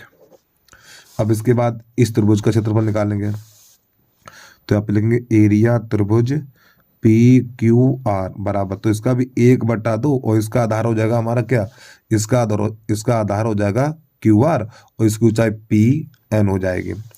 तो यहाँ पे लिखेंगे QR और गुणा PN, ये समीकरण नंबर 2। समीकरण 1 2 में भाग लगा देंगे, ठीक। तो यहाँ पे लिखेंगे समीकरण 1 भाग समीकरण 2, यानी 1 में 2 का भाग लगाएंगे। तो नई लाइन से लिखेंगे यहाँ पर हम एरिया त्रिभुज ABC बटा एरिया त्रिभुज PQR बराबर, तो पहले तो प्यारे बच्चों 1/2 BC गुणा AM, ठीक, और बटा फिर यहाँ पर 1/2 QR और गुणा PN। तो देखो यहाँ पे 1/2 से 1/2 कट जाएगा हमारा, ठीक। तो यहाँ पे लिखेंगे हम AR यानी एरिया त्रिभुज ABC बटा एरिया त्रिभुज PQR, अब बराबर, तो प्यारे बच्चों इसको हम लिख सकते हैं BC बटा QR और गुणा AM बटा PN, इसको ऐसे भी तो लिख सकते हैं। अब इसको यहीं पे रख देंगे, ठीक है। अब ये हो जाएगा हमारा समीकरण नंबर 3 कर लो या A कर लो, इसे A कर लिया हमने। अब उतना काम करने के बाद अब देखिए, तो प्यारे बच्चों अब यहाँ पे हम ये वाले त्रिभुज लेंगे, एक ये त्रिभुज लेंगे यानी ये वाला त्रिभुज, ठीक, फिर ये त्रिभुज लेंगे। इतना हमें पहले ये दिखाने दोनों त्रिभुज समरूप हैं। देखो ये हमारा यहाँ पर ये देखो ये इसके बराबर, ये 90 अंश है तो ये भी 90 अंश है, ये दोनों कोण, ये 90 अंश है ये भी 90 अंश है, ये 90 और ये 90 है। तो यहाँ पे लिखेंगे त्रिभुज ABM और त्रिभुज PQN में। तो यहाँ पर लिखेंगे हम नई लाइन से त्रिभुज ABM तथा त्रिभुज PQN में। अब देखिए प्यारे बच्चों यहाँ पे देखो भैया ये कोण इसके बराबर है, ये कोण इसके बराबर क्यों है, क्योंकि ये दोनों त्रिभुज समरूप हैं आपके, ठीक है। तो यहाँ पे लिखेंगे कोण B बराबर कोण Q, तो यहाँ पे लिख दो कोण B बराबर कोण Q और आगे लिख देना क्योंकि त्रिभुज ABC समरूप त्रिभुज PQR है हमारा, ठीक है। अब इसके बाद अब ये वाला कोण देखिए, अब ये कोण और ये कोण 90 अंश का है हमारा, ठीक है। तो इसको लिखेंगे हम, तो यहाँ पे लिख देना है हमें कोण AMB बराबर कोण PNQ और बराबर 90 अंश इतना, ठीक है। तो लिखेंगे इसलिए त्रिभुज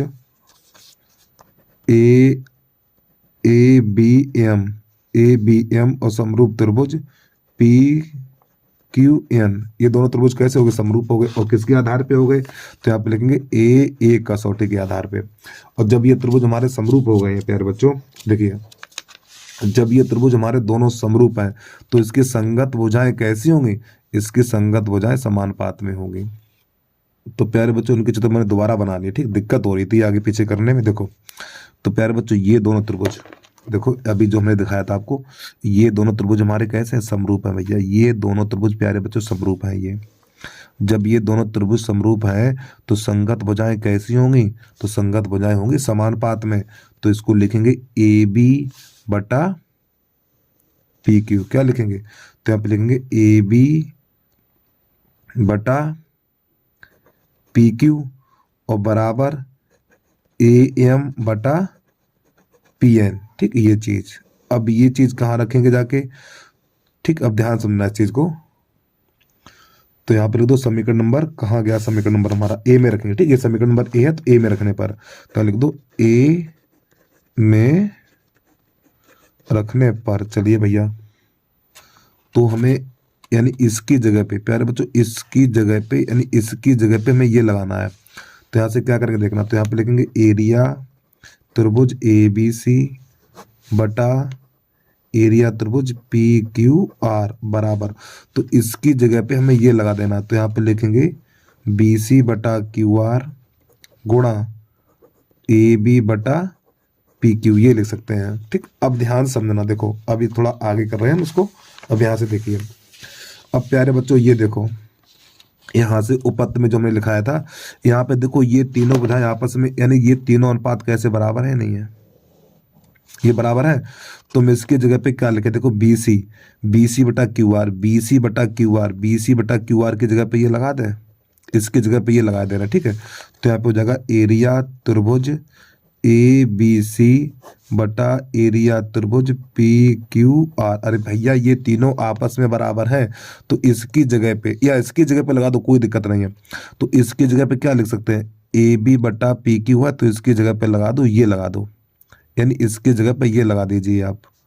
देखो ए बी बटा पी क्यू है, ए बी बटा पी क्यू की जगह पे ये लगा दो, हमें वर्ग बनाना है, यानी एक जैसा करना है यहाँ पर, ऐसा समझिए। तो यहाँ पे बी सी बटा क्यू आर, अब प्यारे बच्चों इसकी जगह पे हमें ये लगा देना है, तो यहाँ पे लिखेंगे बी सी बटा क्यू आर, अब ये बन जाएगा होल वर्ग। तो एरिया त्रिभुज ए बी सी बटा एरिया त्रिभुज पी क्यू आर और बराबर बी सी बटा क्यू आर का होल वर्ग। प्यारे बच्चों यहीं पे सवाल हमारा खत्म हो जाता है। ठीक है, तो नई लाइन से हमें क्या लिख देना है, यहाँ पे लिखना है अतः, यानी इसी प्रकार। ठीक है, अब इसकी जगह पे देखो, इसकी अरे बी सी बटा क्यू आर है ना आपका, बी सी बटा क्यू आर, तो बी सी बटा क्यू आर की जगह पे एक बार ये रखेंगे, फिर एक बार ये रखेंगे। ठीक है, दोनों तीनों आपस में बराबर है, तो यहाँ पे लिखेंगे हम एरिया त्रिभुज ए बी सी बटा एरिया त्रिभुज पी क्यू आर और बराबर यही अनुपात, यही दिखा देना आपको पूरा। ठीक है, तो यहाँ पे लिखेंगे हम ए बी बटा पी क्यू का वर्ग बराबर ए सी बटा पी आर का वर्ग और बराबर बी सी बटा क्यू आर का वर्ग। ठीक, ये हमारा प्यारे बच्चों सिद्ध हो गया, यही करना था हमें। ठीक है, चलिए एक बार प्रश्न को पूरा देखिए आप। भैया प्रमेय है, काफी लंबी प्रमेय है, ये सबसे लंबी यही है। ठीक, इतना करने के बाद इसका छोटा सा भाग ये रहेगा नेक्स्ट, ये भी नोट कर लीजिए साथ में आप।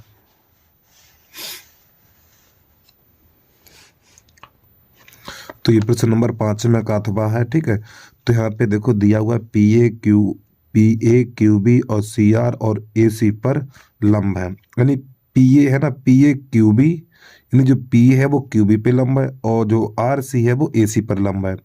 ठीक, सिद्ध कीजिए, लंब बताएं। ठीक है, चलिए समझिए कैसे करते हैं इसको।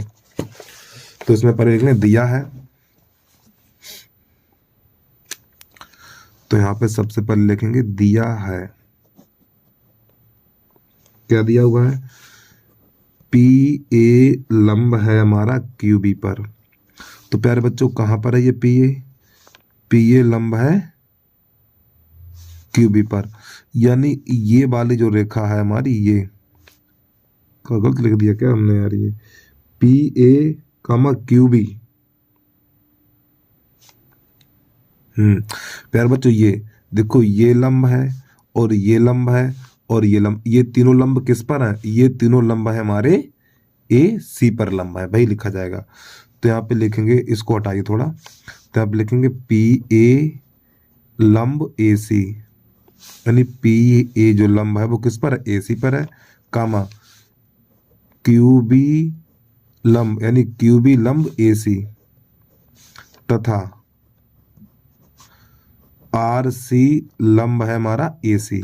ठीक है, तो यानी कि ये कोण 90 अंश का है, ये 90 अंश का और ये 90 अंश का है ये। अब प्यारे बच्चों ये बताओ, देखो ये 90 अंश का, ये 90 अंश का, तो ये वाली भुजा इसके समांतर होगी और ये वाली भुजा इसके, यानी ये तीनों भुजाएं आपस में समांतर है। ठीक है, तो यहाँ पे लिखिए नई लाइन से, चलो वो तो बाद में लिखेंगे, अब यहाँ पे को सिद्ध करना है।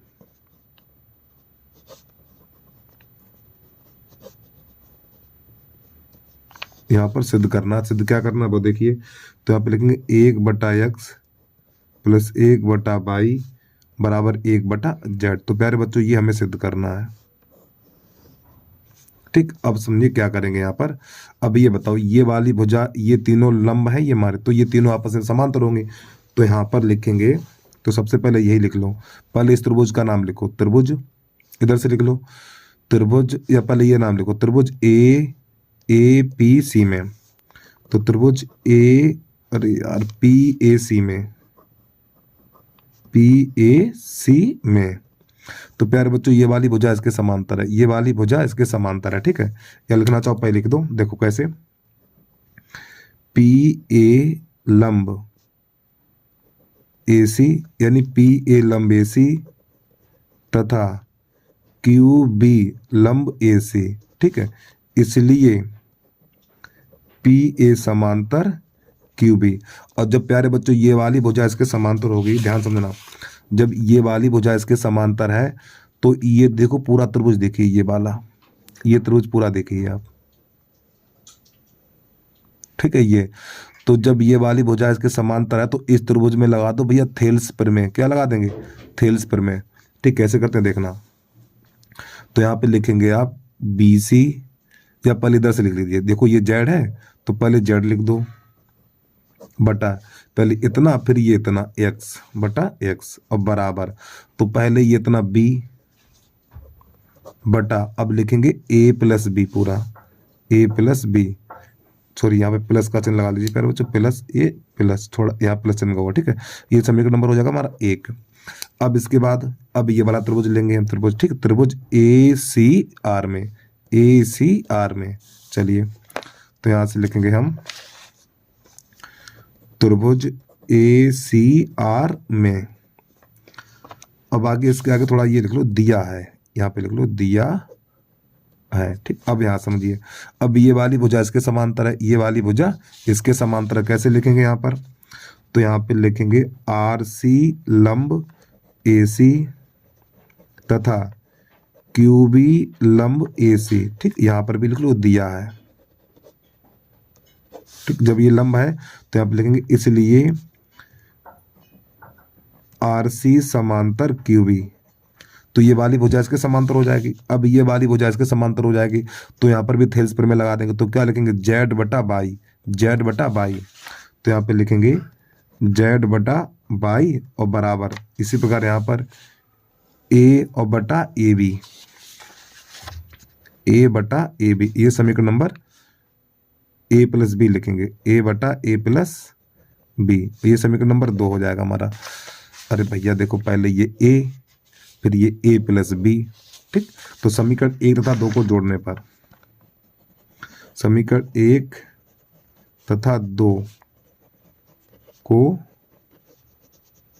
जोड़ने पर, जब इन्हें जोड़ेंगे तो देखिए एक कहाँ ये हमारा, ये 1 और ये 2 है, तो इन दोनों को जोड़िए। कैसे जोड़ेंगे देखना। तो जेड बटा x plus by, sorry Z बटा बाई, और जेड बटा एक्स और जेड बटा बाई बराबर,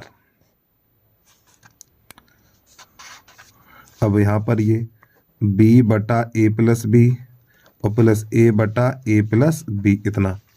अब प्यारे बच्चों यहाँ से देखिए, यहाँ से हम z कामन ले सकते हैं। जब यहाँ से z कामन लेंगे तो यहाँ बचेगा 1 बटा एक्स प्लस 1 बटा बाई बराबर। अब यहाँ पे देखो इसके हर समान है, जब ये हर समान है तो a और b जुड़ जाएगा, तो a प्लस बी बटा A B, A plus B, तो a प्लस बी से a प्लस बी कट जाएगा, तो हमारा z 1 बटा एक्स प्लस 1 बटा बाई इधर बचेगा 1। अब आपको पता है गुणा वाली चीज़ कहाँ पहुँचती है? गुणा वाली चीज़ पहुँचेगी भाग में, तो जेड ये भाग में चला जाएगा, तो 1 बटा एक्स प्लस 1 बटा बाई बराबर 1 बटा जेड। तो प्यार बच्चों यही सिद्ध करना था, यही निकल के आ गया। ठीक है, चलिए जल्दी से नोट करिए और पहले एक बार प्रश्न को दिखा दें हम आपको। तो प्यारे बच्चों, अभी तक जिस बच्चे ने यूट्यूब चैनल को भी सब्सक्राइब नहीं किया तो यूट्यूब चैनल को सब्सक्राइब कर लीजिए, वीडियो को लाइक कर लीजिए और इस वीडियो को ज़्यादा से ज़्यादा बच्चों में यानी शेयर जरूर करना आप। ठीक है भैया, चलिए भैया आज के लिए इतना ही। जय हिंद, जय भारत।